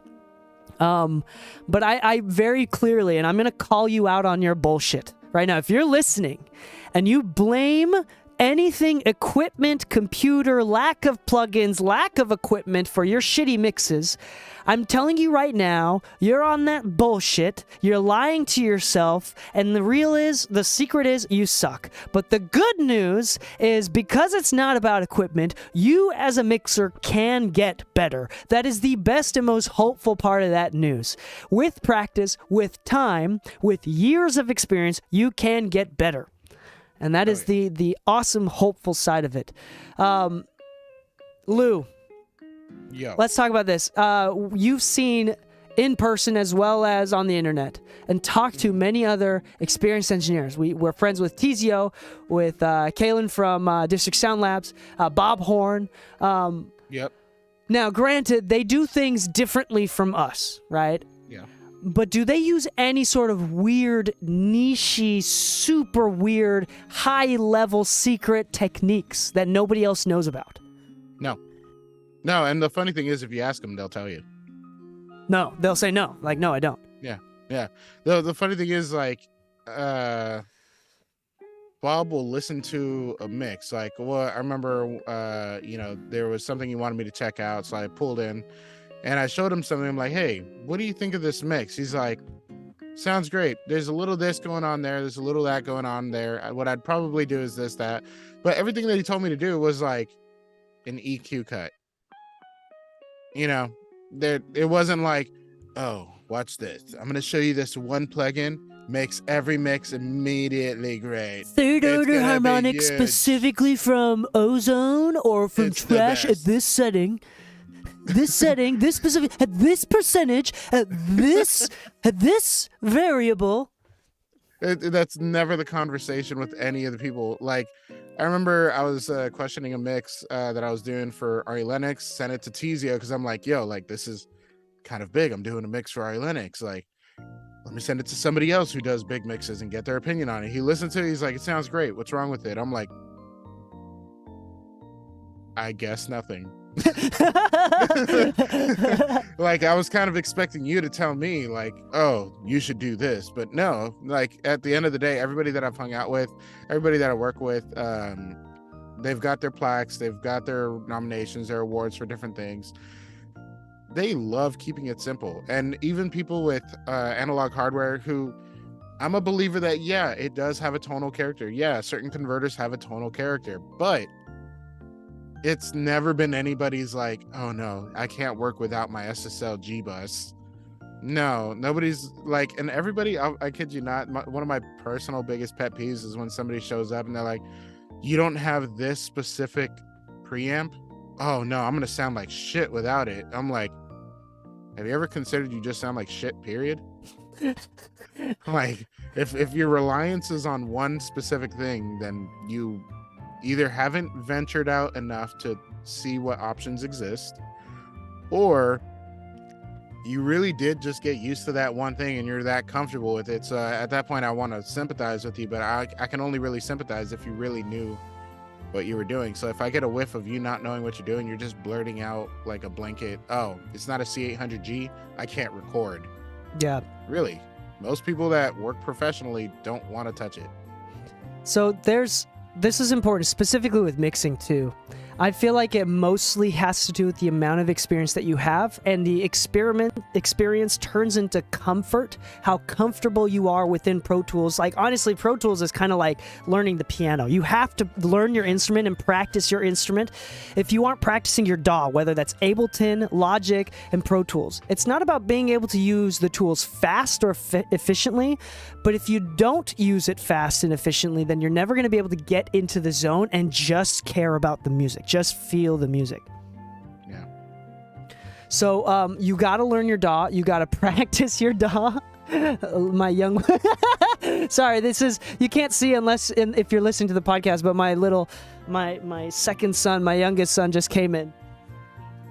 It's kind of funny because My youngest son came in and he's naked and he's got like a knot top, or what is this called? Like a man bun? No, not a man bun, but you just gotta have to watch on YouTube. His entrance was just hilarious. Just rewind, go to this episode on YouTube. And he's naked. What up, Kyo? Anyway, he's gonna have a special guest on the podcast now. But this is incredibly important about learning the tools, being comfortable with it, learning your plugins, getting comfortable with it. I feel like most people have a ton of plugins that they've never used or rarely ever took the time to get to know. And that's a really good use of time. Listening to music casually, like a lot of these professional mixers, I would say are diehard analysts as well. Like they analyze music and learn from different genres of music. They're able to mix, like for example, Manny Miracle, one of my favorite mixers of all time.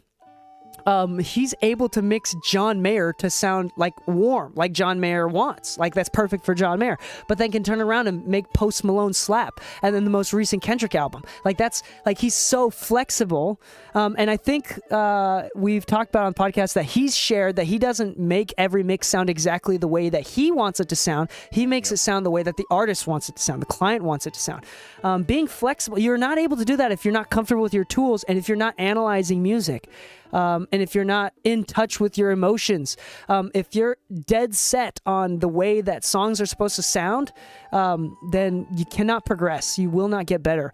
If you're not able to... So, for example... a quick example of this is, as an engineer, you need to interpret feelings. For example, if a client says, I wish the chorus had more energy. Now, as an engineer, my thoughts are energy equates to multiple things. If I add more top end, that's going to mean energy. If I add more low end, that's also going to equate to energy. If I make the drums louder, that's also going to be more energy, more rhythmic, right? Or at least more like pushing along. If I make the chorus wider, that's going to feel more energetic. If I compress, well, it depends, but if I add more compress, which means general loudness, if it's louder in general in the chorus, that's going to equate to more energy.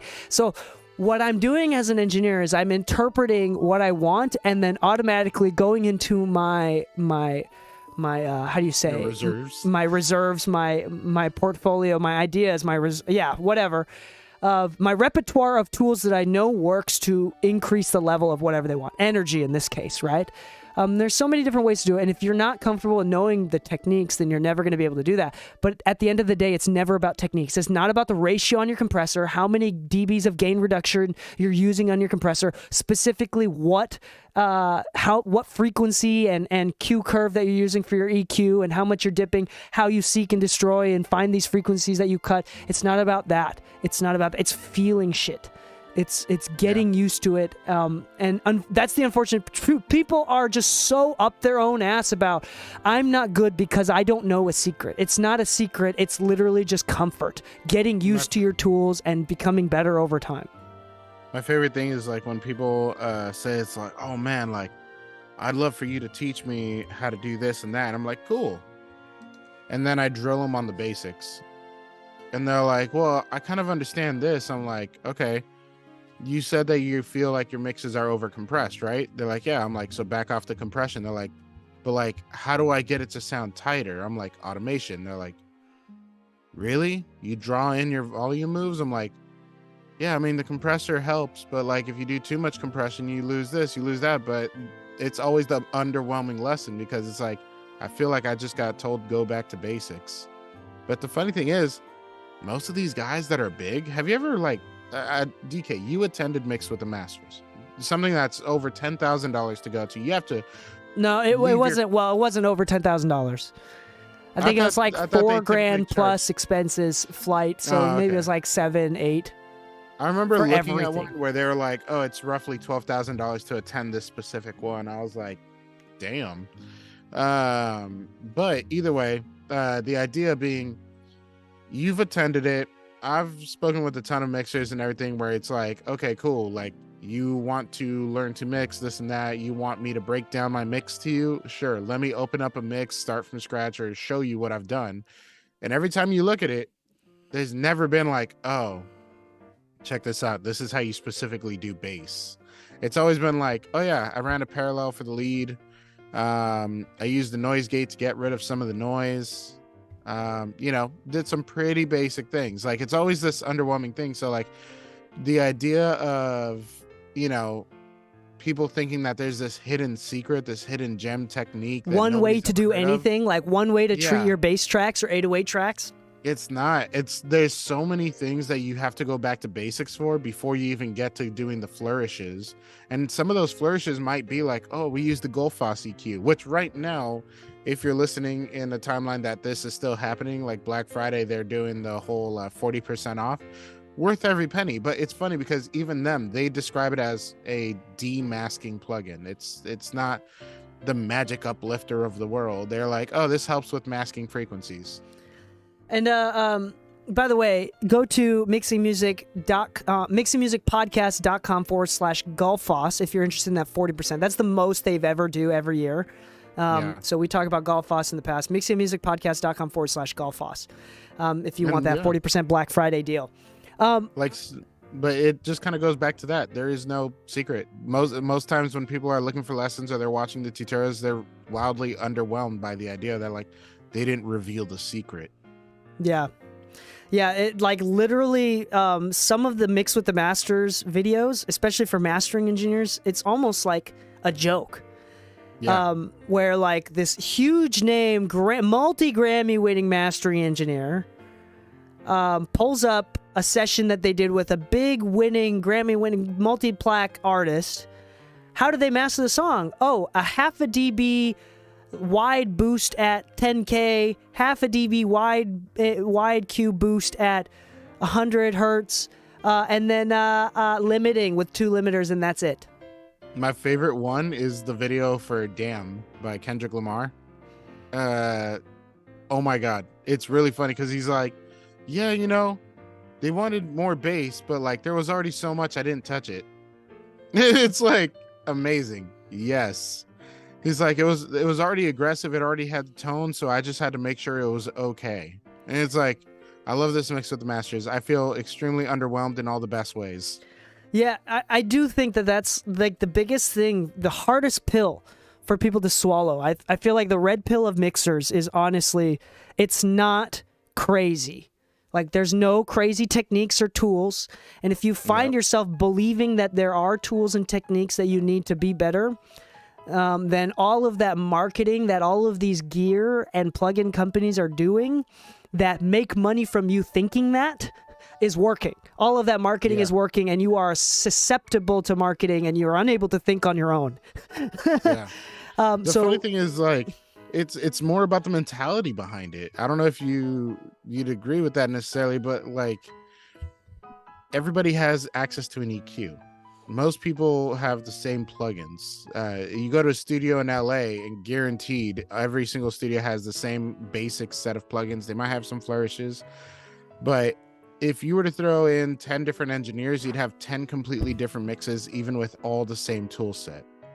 But usually those that do the best have a very mindful approach to it. Yeah, or use the same, like they use the same EQ plugin for years and they never really change or dare even try to. I mean, it's good to try different plugins and stay on top of stuff. Like Dave Pensado is a great example of that. He's always trying new plugins out. Bob Horn does the same thing too. Like it's good to stay on top of stuff and keep up to date with everything, all the new technology. But that's the thing. There's really nothing that, like Bob's workflow is different. Like he has a limiter and EQ that on the mix bus that he does while he's mixing, the way that he processes vocals, the order of the inserts or plugins that he uses is different than mine.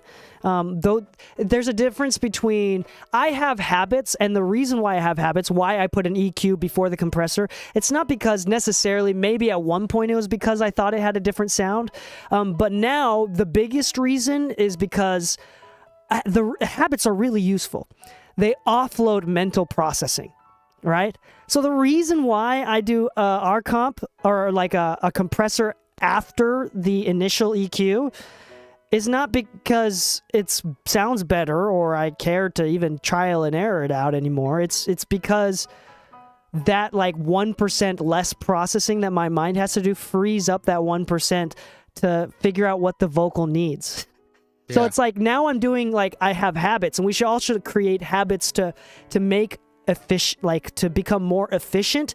We shouldn't do crazy like R bass on every single R like bass. Nah, that's not a thing. Because there's many times where I don't use a compressor or an EQ on the vocal at all. Yeah. So the habit, like my habit of putting a compressor after the EQ, doesn't even matter at that point. It's like, it's like also being aware enough that I don't need this stuff. And if you're either stuck doing the same thing every single way, or like you think that the vitamin is the secret from Waves for 808s, and that's going to work every single time, you're fooling yourself. And that might be, it might work from time to time. It might work a majority of the time, but you have to also be aware enough to know that that doesn't work every single time. Nothing works every single time. Mixing is truly the art of making all of the tracks sound good together. So, not everything works well together with the same tools and settings every single song. Yeah, it's true. It's absolutely true. So it's funny because like Alex Toomey is famously known for giving people credits in mixing if they're the recording engineer, if it was recorded and prepped well enough. That's kind of the funny thing. It goes back to the basics, to where he's like, yo, I barely had to do any mixing on the vocal because it was recorded and sent to me so well that I didn't have to touch it.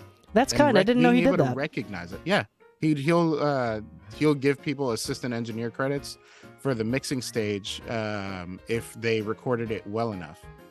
But that's an extremely powerful tool to have access to. Not Alex Toomey himself, but rather the mindset of recognizing when something needs something and when something doesn't. Yeah. And that's actually kind of a big Lester does that. I noticed that if he gets tracks, Lester Mendoza, who books our studio all the time for mixing and everything, he's an extreme minimalist when it comes to processing and everything. He listens to something, he's like, okay, it needs a little tweak here, needs a little tweak there, but like this sounds good. Like overall, it sounds good. It might need some tweaks, but it doesn't need, 10 plugins on the channel. It might need one, maybe none. Amen. This is a short episode. Before we go on, I'm going to talk about our sponsors. Mix and Music Podcast is sponsored by the Mix and Music Podcast. If you like the content and want to hear more technical content about mixing, mastering, songwriting, production, you can go to mixandmusicpodcast.com/exclusive and sign up for our exclusive episodes that release every Wednesday and Thursday. So, which makes, if you want 3 times the amount of episodes. So then you get 3 episodes a week instead of just 1 episode a week. That's $4 a month or $40 a year. Hosted by Braden Flint from @Flint Mastering, if you want to look him up. And then it's really, really great content. Totally technique focused. And he gives out homework every single episode. Talks about techniques and stuff like that. It's really, really useful. I hope that... I really do think that it's one of the most helpful segments of the podcast. So I appreciate Braden for doing that. Once again, that's mixingmusicpodcast.com/exclusive.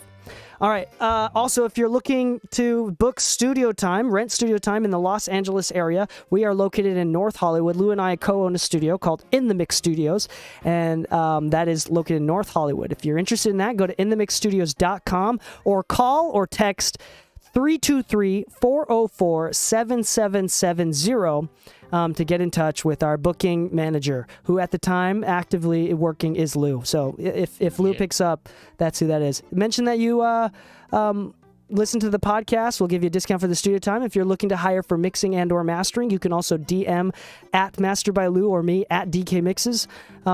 And more than if you mention that you listen to the podcast, I'm sure that we can do some sort of discount for you as well for those services.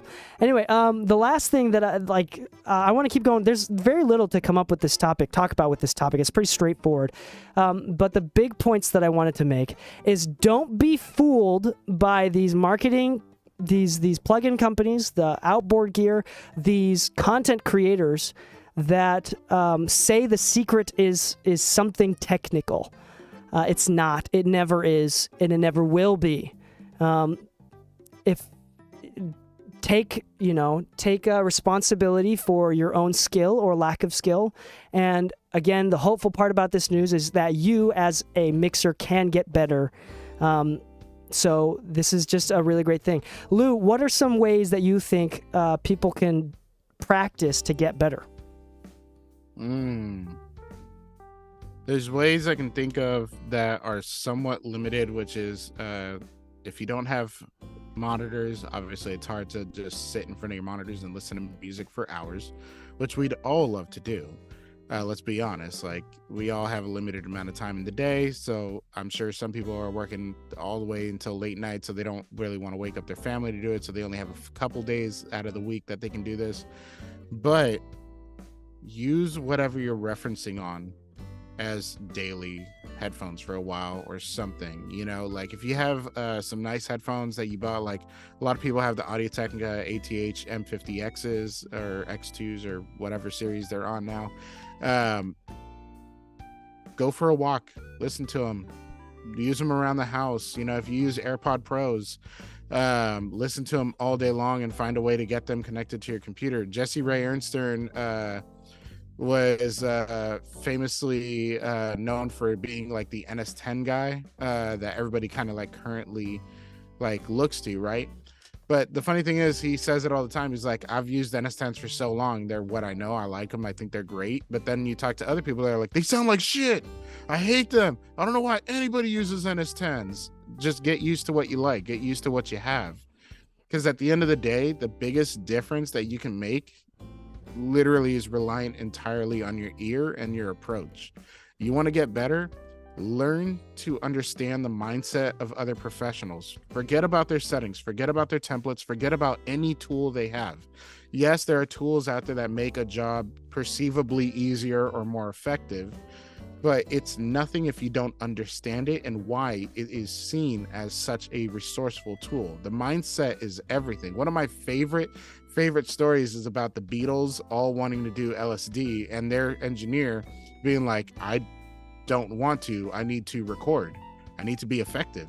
So what did he do? He pretended to take the LSD. So he prepped every mic in the studio, made sure that the studio was available, open energy, made sure everything could go perfect. If somebody randomly started playing the piano, he could record that piano on the spot and have mics ready. So he set up like 40, 50 microphones around the studio and all of them were ready to record to tape. But this is the mindset of somebody professional dealing with a chaotic situation. What you could take from that is how to conduct yourself in a situation where you're like, well, normally I only record one mic, but it seems to be a live band and they keep coming up ideas constantly, like, maybe I should set up more mics. Maybe I should be ready to record on the spot. Maybe I should systemize how I work a little bit. The funny thing is, understanding the mindset was very important in that, because I didn't care one bit about what microphone he was using, but I learned something that made me a lot more effective and started helping me make more money in my industry. Cool. Yeah, I think that's kind of like, let's end it there for this episode. There's really, the biggest secret is that there is no secret. And I'm going to say right now, again, I'm repeating myself multiple times this episodes, but if you have a hard time accepting that, understanding that, there's an issue there. There's definitely an issue there. There is no secret. Serban Ghenea doesn't have a specific converter that you don't have access to, which is the secret for his hits. He doesn't have a special set of plugins that you don't have. That's the secret to his hits. He doesn't have a specific amount of gear that you don't have that that makes his hits. He has speakers that are relatively accessible, that they're not crazy expensive. My speakers are more expensive than both of his speakers maybe combined. It's not crazy. Like, his setup is not crazy. Manny Marroquin does hybrid mixing or analog mixing the first time, then prints stems, and then whenever he does revisions, it's all in the box.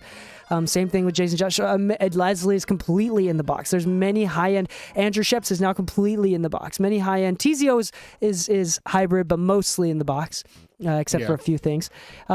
There's no secret gear, and it's not going to be that piece of gear that's going to be the difference of what makes Tizio and what makes you. It's not that DW Fern EQ. It's his ears and what he likes to do and his preferences that he's practiced and polished over the years, and your lack of practice and polish.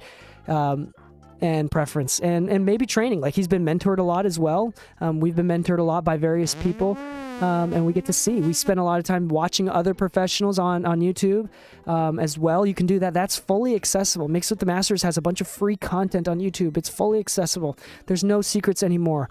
Back in the day, a couple decades ago, it was all secretive. None of it's secret anymore. And the secret that's been out is that nobody has a secret. They've just been lying. Having secrets what used to be part of the marketing of an engineer. You hire me because you think that I have a secret and I have a secret sauce which makes my record sound better. Now that because of content creation, everybody's been outed, there is no secrets. Analog gear is technically inferior and doesn't necessarily make any record sound better. Uh-oh, now it's 100% based on skill, and if you suck, it's because you, and if you're good, it's because of you. And now it's a lot more honest, and it'll continue to change that way.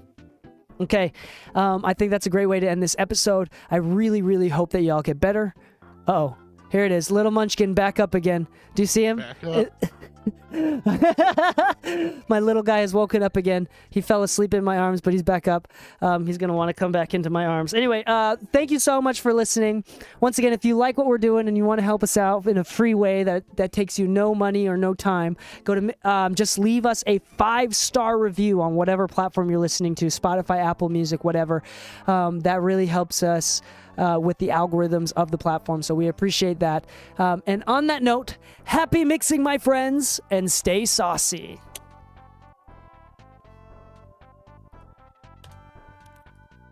Boom. Recording stopped. Great. There we go. All right. You look super pixelated, unless that's my connection. I think that's the connection. Let me see. All right. I think no, I'm gonna. yeah, can it you was send my me? Can you send me connection. the audio for both of those ASAP? Yep. Can you rename them real Okay, quick too Lou to 1 and like Lou whatever it 2. was, like mixing tools and no secret or whatever? Just rename and print those No out. Secrets, Lou, and Mixing Lou. Sounds great. Thank you. Yep. All right. Thanks, Lou. Not a problem. Later. Bye bye.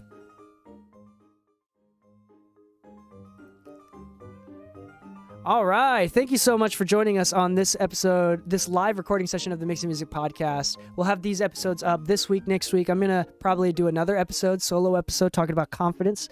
I need to do more episodes like that later. So, falling back asleep again, buddy? So thank you so much for watching. If you want us to talk about a specific topic, you can DM me at DKMixes, DEEKEI Mixes on Instagram. That's the best place to get in contact with me. About like asking for some stuff. We can't go through everything, but if we see a bunch of the same requests, we'll definitely talk about them and shout you out as well. All right. Thank you so much for listening and watching. Happy mixing, my friends, and stay saucy.